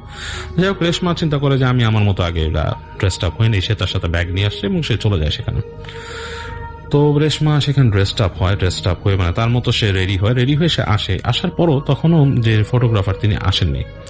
তো তিনি রেশমা সেখানে এসে বলে যে আচ্ছা, উনি তো আসেন নাই, তখন কি করবি তুই বয়, আমি দেখি যে রুমে যে ছবি তোলা হচ্ছে যেখানে নাকি পেছনে কার্টেন টানানো, আমি সেখানে যাই, সেখানে যেই করি। তো রেশমা যেখানে ফটোশুটের যে রুমটা, সেখানে সে হেঁটে যায়, যে দেখে বেশ অন্ধকার হয়ে আছে সেখানে, মানে আলো নাই। এই বাইরের আলো সেখানে হালকা ঢুকছে, পেছনের ডার্ক কার্টেনটা মনে হচ্ছে আলো খেয়ে ফেলতেছে, কেমন জানি একটা অনুভূতি। তো সে 1 সেকেন্ড চিন্তা করে যে সে ভেতরে ঢুকবে কিনা। তো 1 সেকেন্ড চিন্তা করে পর মুহূর্তে সে চিন্তা করে দেখ আমি কিসের চিন্তা করতেছি, সে ভিতরে ঢুকে যায়। তো ভিতরে ঢুকে সে হাত তুলে দেখে যে লাইট কোথায় আছে। তো এক পাশে লাইট সে পায়, সেটা সে জ্বালানোর পর দেখে যে তার কর্নারে যে আলোটা জ্বলেছে সেটা রুমটা কোয়াইট আলোকিত হচ্ছে না। মানে রুমের একটা সাইড যেখানে কার্টেন রাখা, আর আরেক পাশে কিছু ব্যানার্স এবং ব্যাকগ্রাউন্ড রাখা আছে, ব্যাকগ্রাউন্ড বানানো সেগুলো, এবং সেইখানে মানে বেশ অন্ধকার হয়ে আছে। তো রেশমা হেঁটে যায়, মানে এইখানে সে এর আগে ফটোশুট করে নাই, মানে এই যে স্টুডিওটাতে বা এখানে সে ফটোশুট করেনি এর আগে। তো সে হেঁটে দেখে রুমটা। তো সে যখন ব্যাকগ্রাউন্ড গুলোর কাছে যায়, সেখানে যে সে দেখে যে ব্যাকগ্রাউন্ড গুলো কিন্তু খুব সুন্দর, তার কাছে বেশ ভালো লাগে, বাট ওই পাশের আলো আধারিতে বেশ লাগছে। হঠাৎ করে তার কাছে মনে হয় যে পর্দার পেছনটা কিছু একটা নড়ে উঠেছে, মানে পর্দার পেছনে কিছু একটা নড়ে উঠলো। তো রেশমা একটু ভয় পেয়ে যায়, মনে করে কেউ আছে নাকি। সে মেয়ে মানুষ সেখানে, সে বলে রাই কে, কোনো উত্তর নাই। মানে তার কাছে মনে হচ্ছে যে কোনো উত্তর নাই, মানে কোনো শব্দ নাই, মানে কিছু নাই। সে একটা নাড়াচাড়া কিন্তু একটা খেয়াল করছে যে মনে হচ্ছে কিছু একটা নড়ছে, মানে কিছু একটা আছে। তো সে ওখান থেকে বেরিয়ে যেতে যায় রুমের থেকে, সে ভয় পেয়ে রুম থেকে বেরিয়ে আসতে চায়। যখন বেরোয় যেতে যাবে, তখন সে পিছনে একটা শব্দ শুনে মনে হয় যে তার পিছনে কেউ হাম এরকম করে কথা বললো এবং হাম করে একটা শব্দ করলো, এবং তার যে মাথার পেছনে মনে হলো একটা বাতাস লাগলো। বাতাসটা দ্রুত বের হয়ে গেল। ইটস লাইক আপনাকে ক্রস করে যদি কোনো মানুষ খুব দ্রুত ধাপ করে বের হয়ে যায়, আপনি কিন্তু তার শরীরের একটা বাতাস পাবেন। হ্যাঁ, মানে আপনার পায়ে দিয়ে খুব দ্রুত কেউ চলে গেলে আপনি কিন্তু বাতাস পাবেন। তো রেশমা ঠিক জাস্ট লাইক দ্যাট একটা বাতাস তার শরীরে পায়, এবং সাথে সাথে তার গালের কাছে কেমন একটা জ্বলে উঠে, তার গালের কাছটা জ্বলে উঠে। তো গালের কাছটা যখন জ্বলে উঠে সে বেশ মানে মানে অবাক হয়ে যায়। সে হেঁটে বের হয়ে বলে যে কি হয়েছে ওর, এবং তার শরীরটা কেমন ঝিমঝিম লাগতে থাকে। তো তার ফ্রেন্ড বলে কি হয়েছে তোর, বলে দেখতে এখানে জ্বলতেছে। তো তার ফ্রেন্ড তার গালটা দেখে বলে কি তোর এখানে তো ছিলে গেছে মনে হচ্ছে। বলে ছিলে গেছে মানে? তো বলে যে দেখ তুই। তখন যে সে আবার হেঁটে যায় রেস্টরুমে আয়নায় যেয়ে দেখে তার মনে হচ্ছে তার গালের মধ্যে ঠিক দুটো নখ, মানে দুটো কেউ নখ দিয়ে যদি কেউ চিরে দেয় জাস্ট লাইক দ্যাট, এরকম একটা চেরা, এবং বেশ মানে খুব মানে ভিজিবল।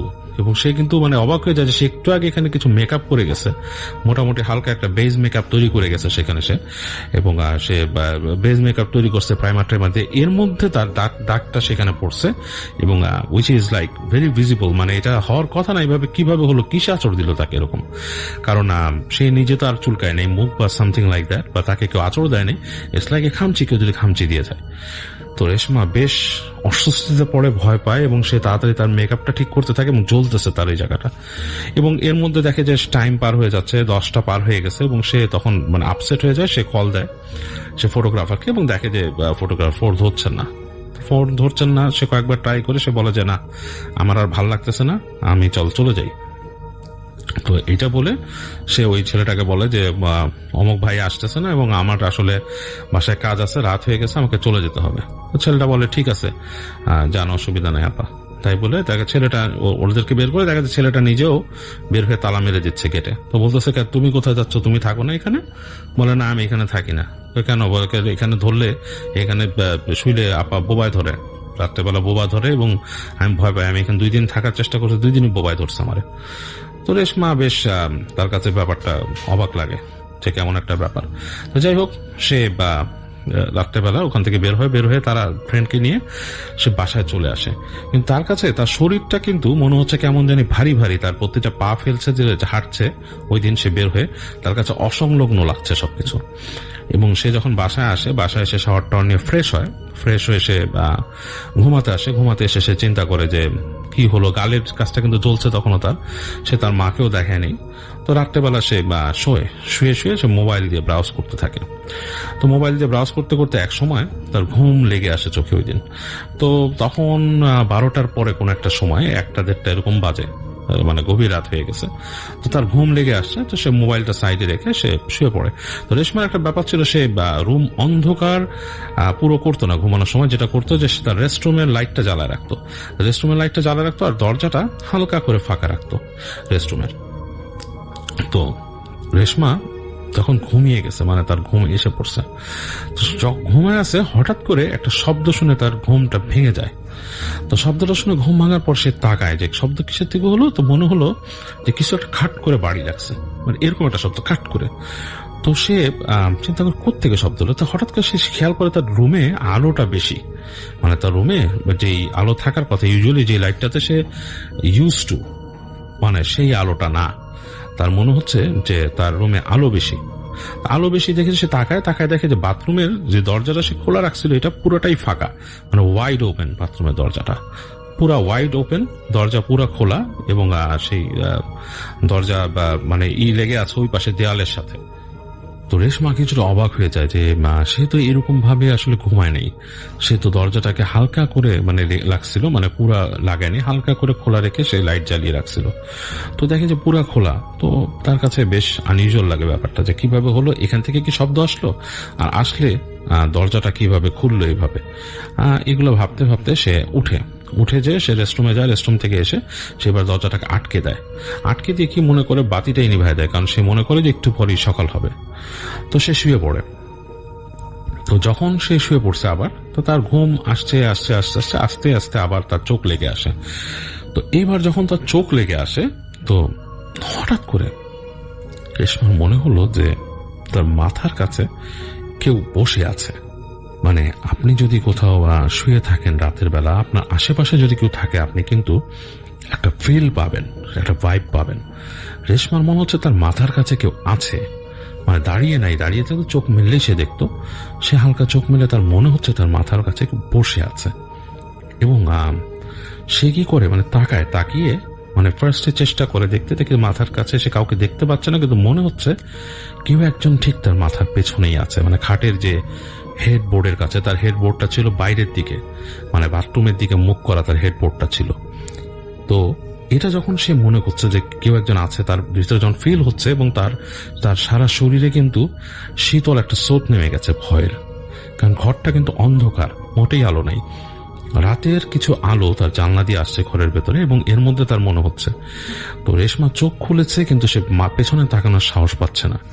তা একটা সময় সে আস্তে করে মাথাটা কাত করে পেছনে তাকায়, এবং তাকিয়ে সে সাথে সাথে ফ্রিজ হয়ে যায় একদম।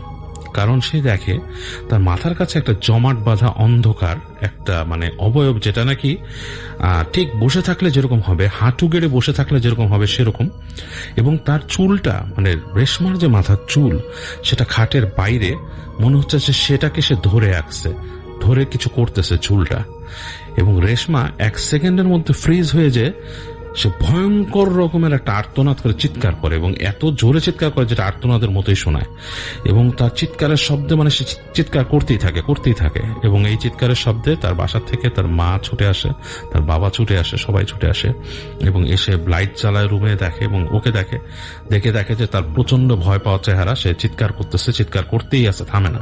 তো তার বাবা যে তাকে মানে ধরে মানে বলে যে কি হয়েছে বলে অনেক তাকে করে সোজা করার চেষ্টা করতে, এক সময় সে চুপ হওয়ার পরে সে কাঁদতে থাকে। তো তার মা জিজ্ঞেস করে কি হয়েছে, তো সে বলে যে আমি ভয় পাইছি। তো মা বলে কি ভয় পেয়েছিস, বলে যে এরকম। তো মা মনে করে যে মেয়ে হয়তো স্বপ্নে দেখছে কিছু একটা। তো মা তখন বলে যে না, তুই চিন্তা করিস না মা, তুই হয়তো স্বপ্নে দেখছিস, আমি তোর সাথে থাকি, তুই চিন্তা করিস না। তো যাই হোক ওই দিন রাতে বাকি রাতটা তখনও কিন্তু আসলে ভোর হয় নাই, তখন আসলে রাত 3টা বা 3:30 বাজে এরকম ছিল আর কি। তো রেশমার আম্মা রেশমার সাথে ওই দিন রাতে ঘুমায়।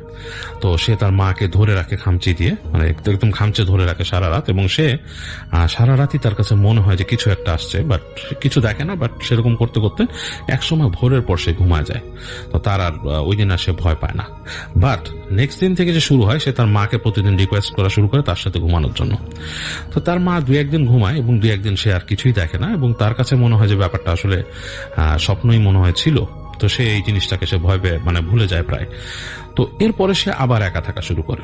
তো একা যেদিন আবার থাকছে, যেদিন একা আবার থাকছে, next day, the very next day, সেই দিন রেশমা শুয়ে আছে রাতের বেলা। এবং সে যেটা করছে, সে ওই রুমের মধ্যে একটা ডিম লাইট লাগাইছে, যেটাকে ডিম লাইট বলে বা 0 পাওয়ারে বাল্ব বলে লাগাইছে, এবং সে বাথরুমের দরজাটা খোলা রাখাটা বন্ধ করছে। সে ডিম লাইট জ্বালিয়ে শুয়ে আছে, এবং সে খেয়াল করতেছে যে মানে তার মধ্যে প্রথম শুয়ে এসে চিন্তা করতেছে কিছু আসে কিনা। সে কাজের মেয়েকে বলে রাখছে যে আমি যদি এখান থেকে জোরে ডাক দিই, তুই দৌড় দিয়ে চলে আসবি আমার রুমে। বলে ঠিক আছে। কাজের মেয়ে বলছে ঠিক আছে।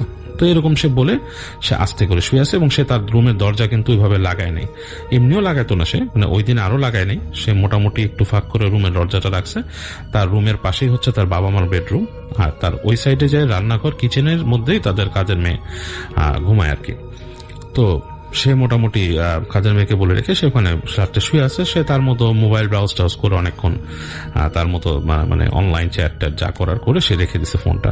তো এখন হচ্ছে ঘুমানোর সময়, শুয়ে আছে অনেকক্ষণ ধরে সে চিন্তা করতেছে শুয়ে যে বিভিন্ন জিনিস, তার লাইফের বিভিন্ন ঘটনা বা হোয়াটএভার তার জিনিস চিন্তা করতেছে। এই সময় হঠাৎ করে সে পায়ের শব্দ পায়, যে মনে হচ্ছে যে হেঁটে হেঁটে কেউ আসছে তার রুমে, থপ থপ করে পা ফেলে কেউ আসছে, খালি পায়, টাইলসের উপর পা ফেললে যেরকম হয় সেরকম শব্দ।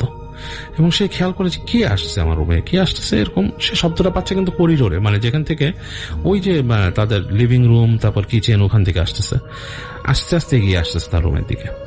তো সে হঠাৎ চিন্তা করে কি, কিন্তু যখন নাকি এই পায়ের শব্দটা খুব কাছাকাছি চলে আসছে, তখন তার আবার একটা শীতল স্রোত বয়ে যায়।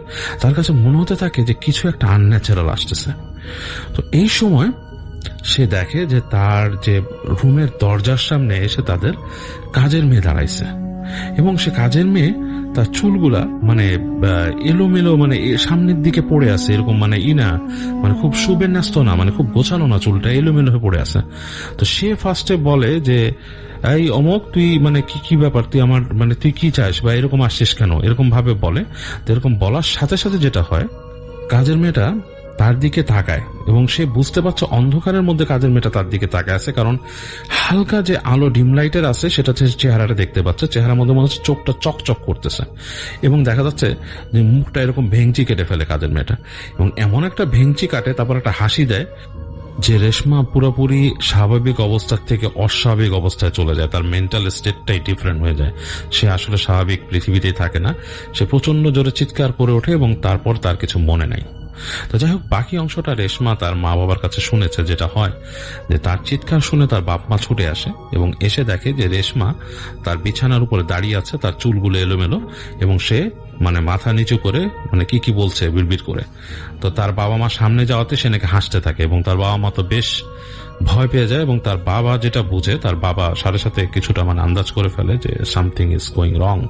তার বাবার সাথে সাথেই তার বাবা দোয়া যা পারতেন পড়া শুরু করে, মেয়েকে ধরে তিনি বিছানায় শুয়ে দেন এবং তার বাবা মা কাঁদতে থাকেন, তার বাবা দোয়া পড়তে থাকেন এবং রেশমা নাকি সারা রাতে এরকম বিড়বিড় করছে, হাসছে এবং ঘুমের মধ্যে হেসে উঠতেছে, বিড়বিড় করতেছে, এরকম সে করতেছে। তো এই অবস্থায় মানে খুবই বাজে অবস্থা এবং সকালের দিকে মানে তার ঘুম সকালের দিকে ভাঙে এবং তখন রেশমার নাকি আর কিছু মনে নাই যে সে কি করছে রাতে।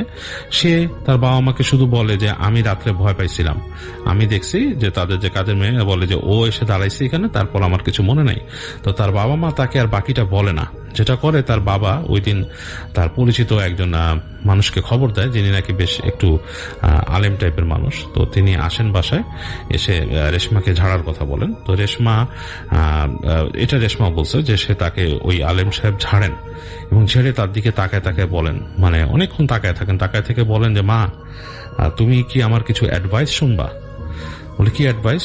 বলে যে তুমি কি একটু ডিফারেন্ট একটা স্টেটের মধ্যে দিয়ে এখন যাচ্ছ না? বলে যে ডিফারেন্ট স্টেট মানে?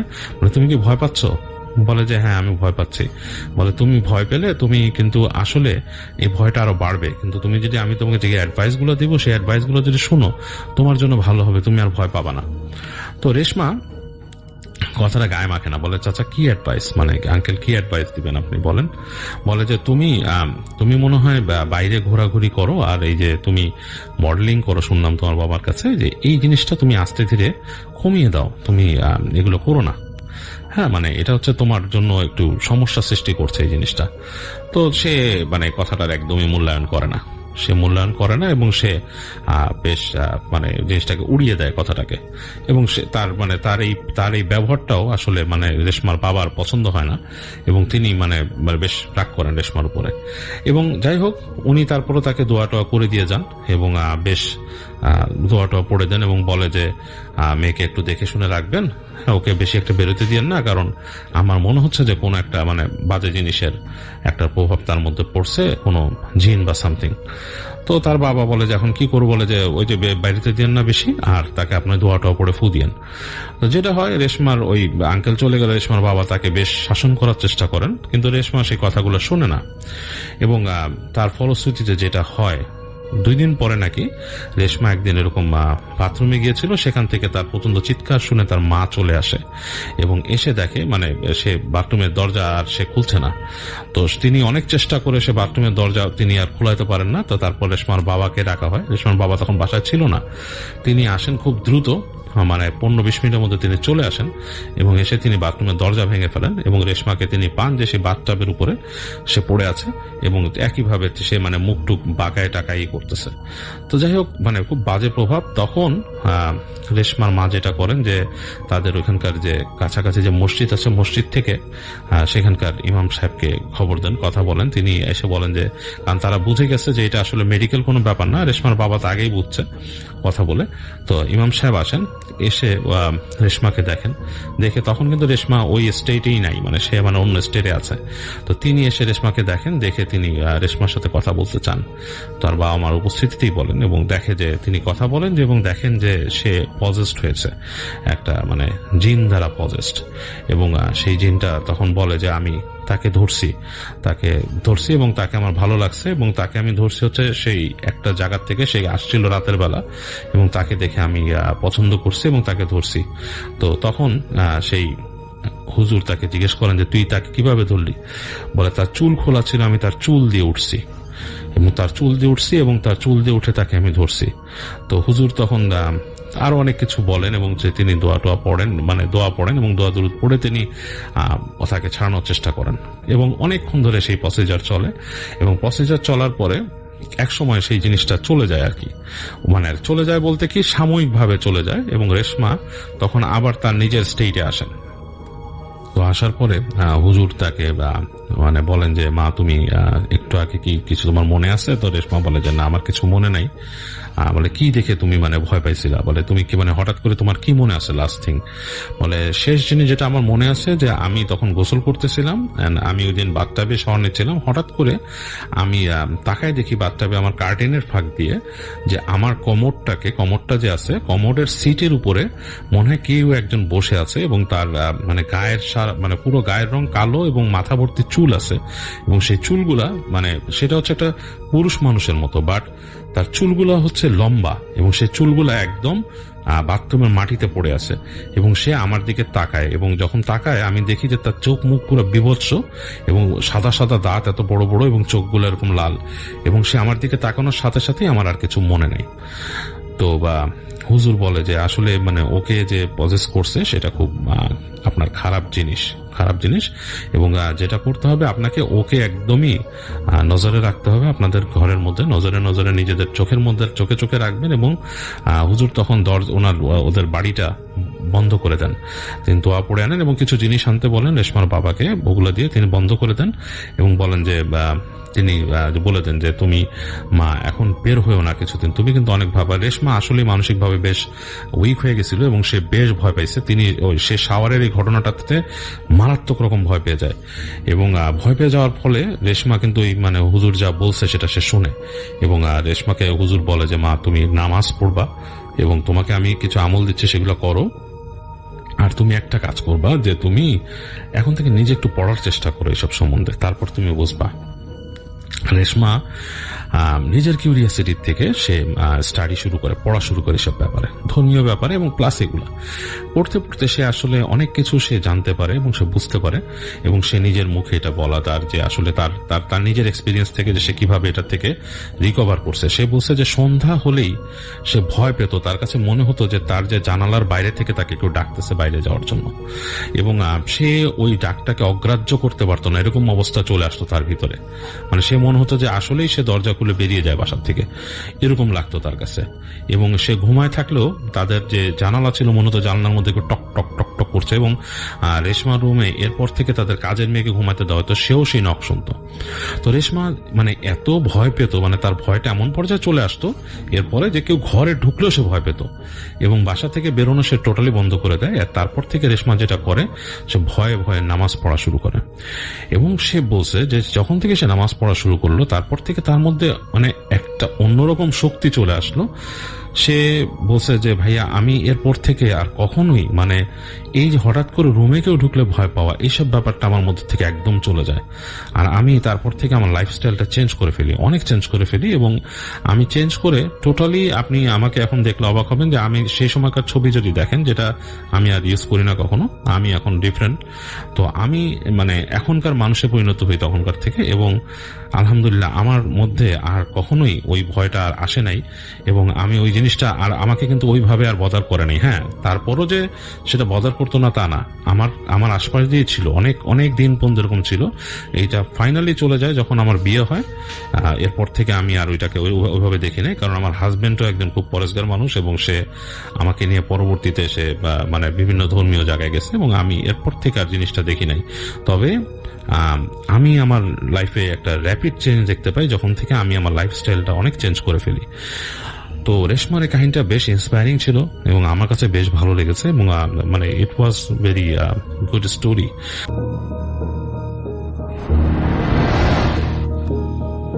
আপনি কি কখনো মাঝরাতে হঠাৎ ঘুম ভেঙে দেখেছেন আপনার ঘরের ছাদে কেউ হাঁটছে, তাও আবার বিশাল শব্দ করে? ধূপ ধূপ করে। আর সবচেয়ে ভয়ঙ্কর ব্যাপার হলো, আপনি জানেন আপনার রুমটা 4 তলায়, ছাদের উপরে আর কিছু নেই। আজকের ঘটনা পাঠিয়েছে এক বিশ্ববিদ্যালয়ের ছাত্র, যে আজও রাতে লাইট বন্ধ করে ঘুমাতে পারে না, কারণ সে নিজের চোখে এমন কিছু দেখেছিল যেটা মানুষের মতো ছিল, কিন্তু মানুষ ছিল না। আজকের গল্পটা শেষ অবধি শুনুন, কারণ শেষের ঘটনাটা এখনো রহস্য হয়েই দাঁড়িয়ে আছে। আজকের ঘটনা পাঠিয়েছেন তামিম শিকদার, জয়পুরহাট থেকে। সাল তখন 2023। তিনি লিখেছেন, আমি তখন বিশ্ববিদ্যালয়ে পড়তাম। ক্যাম্পাসের কাছেই একটা পুরনো মেস ছিল, আমি সেখানে ভাড়া থাকতাম। 4 তলা বিল্ডিং, আমি ছিলাম একদম উপরের রুমে। প্রথম কয়েক সপ্তাহ সব ঠিকঠাকই ছিল। তারপর এক রাত প্রায় 2টা বাজে, আমি মোবাইলে রিলস দেখতেছিলাম। হঠাৎ ছাদের উপরে শব্দ হলো ধূপ ধূপ করে, যেন কেউ ধীরে পায়ে হাঁটছে ছাদের উপরে। আমি প্রথমে মনে করলাম হয়তো বিড়াল হবে, কিন্তু শব্দটা খুবই ভারী, যেন মানুষের পায়ের শব্দ। আমি উঠে দরজা খুলে করিডোরে বের হলাম। সবাই চুপচাপ, অন্য রুমের সবাই ঘুমাচ্ছে। ঠিক তখন আবারও শব্দ হলো। এবার একদম আমার মাথার উপর থেকে শব্দ হলো, ধূপ ধূপ করে। আমার বুক ধরফর করতে লাগলো, কারণ ছাদে ওঠার দরজাটা সবসময় তালা দেওয়া থাকতো। পরদিন সকালে আমি কেয়ারটেকারকে জিজ্ঞাসা করলাম। লোকটা কিছুক্ষণ চুপ থেকে বলল, যদি রাতে এমন শব্দ শোনেন কখনোই উপরে যাবেন না। আমি হেসে বললাম, কেন? সে খুব আস্তে বলল, যারা গেছে তারা আর ওই রুমে বেশি দিন থাকেনি। আমিও ব্যাপারটা খুব একটা সিরিয়াসলি নেইনি, কিন্তু এরপর থেকে প্রতি রাতেই শব্দ আসতে লাগলো, ঠিক রাত 2:17 সবসময় একইভাবে ধূপ ধূপ করে শব্দ আসতো। তারপর কয়েক সেকেন্ড থেমে যেত, আবারও শুরু করতো। একদিন বিরক্ত হয়ে আমি ঠিক করলাম, আজ দেখব উপরে কে আছে। রাত 2টা বাজতেই আমি জেগে রইলাম। যখন 2:17 বেজে গেল, আবারও শুরু হলো সেই ধূপ ধূপ শব্দ। আমি টর্চ নিয়ে ধীরে ধীরে ছাদের দরজার সামনে গেলাম। দেখে আমার বুকটা কেঁপে উঠল, কারণ দরজার তালাটা আগে থেকেই খোলা ছিল। আমি নিশ্চিত ছিলাম যে এটা তো আগে বন্ধ ছিল। ধীরে ধীরে দরজা ঠেলে উপরে উঠলাম। পুরো ছাদ অন্ধকার, চারদিকে ঠান্ডা বাতাস। প্রথমে কাউকে দেখলাম না, কিন্তু হঠাৎ ছাদের এক কোনায় একটা লম্বা ছায়া দাঁড়িয়ে থাকতে দেখলাম। মানুষের মতো, কিন্তু অস্বাভাবিক লম্বা ছিল। হাত দুটো প্রায় হাঁটু পর্যন্ত, মাথাও নিচু। আমি ভয় পেয়ে বললাম, কে? ওটা ধীরে ধীরে মাথা তুলল, আর আমি জমে গেলাম, কারণ ওটার তার মুখে কখনো চোখ ছিল না, শুধু একটা লম্বা কালো মুখ আর অস্বাভাবিক বড় অট্ট হাসি ছিল মুখে। হঠাৎ ওটা 4 হাত পায়ে ভর দিয়ে দৌড়তে শুরু করলো, মানুষের মতো না, ঠিক পশুর মতো। আমি দৌড়ে নিচে নেমে দরজা বন্ধ করে দিলাম। আমি সারা রাত ঘুমাতে পারিনি। পরদিন সকালে ছাদে গিয়ে দেখি পুরো ছাদ ভেজা পায়ের ছাপ। কিন্তু সবচেয়ে ভয়ঙ্কর ব্যাপার হলো, পায়ের ছাপগুলো মানুষের না, অনেক লম্বা আঙ্গুল। আমি তখন ম্যাচ ছাড়ার কথা ভাবছিলাম, কিন্তু আসল ঘটনা ঘটল তার আগের রাতে। সেদিন রাতে প্রচণ্ড বৃষ্টি হচ্ছিল। রাত ঠিক 2:17 আবারও শব্দ, কিন্তু এবার শুধু ছাদে না, আমার রুমের দরজার সামনেও ধূপ ধূপ করে শব্দ হচ্ছিল। আমি নিঃশ্বাস বন্ধ করে বসেছিলাম। হঠাৎ দরজার নিচ দিয়ে কারো ছায়া দেখতে পেলাম।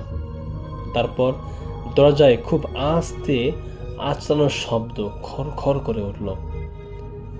আর আমার ফোনে হঠাৎ একটা নোটিফিকেশন ভেসে আসলো, আননোন ডিভাইস কানেক্টেড। ঠিক তখনই আমার ফোনের ক্যামেরা আপনা আপনি অন হয়ে যায়। আর স্ক্রিনে যা দেখলাম তা আমি আজও বলতে পারিনি। স্ক্রিনে দেখা যাচ্ছে আমার দরজার বাইরে দাঁড়িয়ে আছে সেই জিনিসটা, মাথা বাঁকা করে ক্যামেরার দিকে তাকিয়ে আছে। কিন্তু বাস্তবে আমি দরজার নিচ দিয়ে কিছুই দেখতে পাচ্ছিলাম না, মানে ওটা শুধু ক্যামেরায় দেখা যাচ্ছিল। হঠাৎ ফোনের স্পিকার একটা শব্দ এলো, ভাঙ্গা কর্কশ গলা, দরজাটা খোলো। আমি কাঁপতে কাঁপতে কালেমা পড়তে শুরু করলাম। ঠিক তখনই দরজায় প্রচণ্ড জোরে আঘাত ধাম ধাম করে হলো। মনে হচ্ছিল দরজা এই মুহূর্তে ভেঙে যাবে। তারপর হঠাৎ সব চুপ, একদম নিস্তব্ধ হয়ে গেল। কয়েক মিনিট পর সাহস করে দরজা খুললাম। দেখলাম বাইরে কেউ নেই, কিন্তু দরজার উপরে নখ দিয়ে আঁচড় কাটা এখনো একটা কথা লেখা আছে যে আমি আবারও আসব। পরদিন সকালে আমি ম্যাচ ছেড়ে দিই, কিন্তু আজও মাঝে মাঝে রাত 2:17 আমার নতুন বাসার ছাদের উপরে সেই একই শব্দ শুনি, ধূপ ধূপ করে। আর সবচেয়ে ভয়ঙ্কর ব্যাপার হলো, গত সপ্তাহে ঘুম ভেঙে দেখি আমার রুমের ছাদে উল্টো হয়ে অথবা কেউ হামাগুড়ি দিচ্ছে, আর ধীরে ধীরে আমার দিকে তাকিয়ে আছে, এবং সে আমার দিকে তাকিয়েই তার বিশ্রী মুখ দিয়ে অট্ট হাসি হাসছে। আজকের মতো এতটুকুই। আপনাদের গল্পটা কেমন লাগলো অবশ্যই জানাবেন, এবং আপনারা অবশ্যই একটি গঠনমূলক কমেন্ট করবেন। আর যদি আপনাদের জীবনে এমন কোনো ঘটনা, ভয়ঙ্কর ঘটনা ঘটে থাকে, তাহলে অবশ্যই লিখে পাঠাবেন, কেননা পরবর্তীতে আমরা আপনাদের ঘটনাগুলো শেয়ার করার চেষ্টা করব। দেখা হচ্ছে পরবর্তী কোনো এপিসোডে। আজকের মতো এখানে রাখছি। আল্লাহ হাফেজ।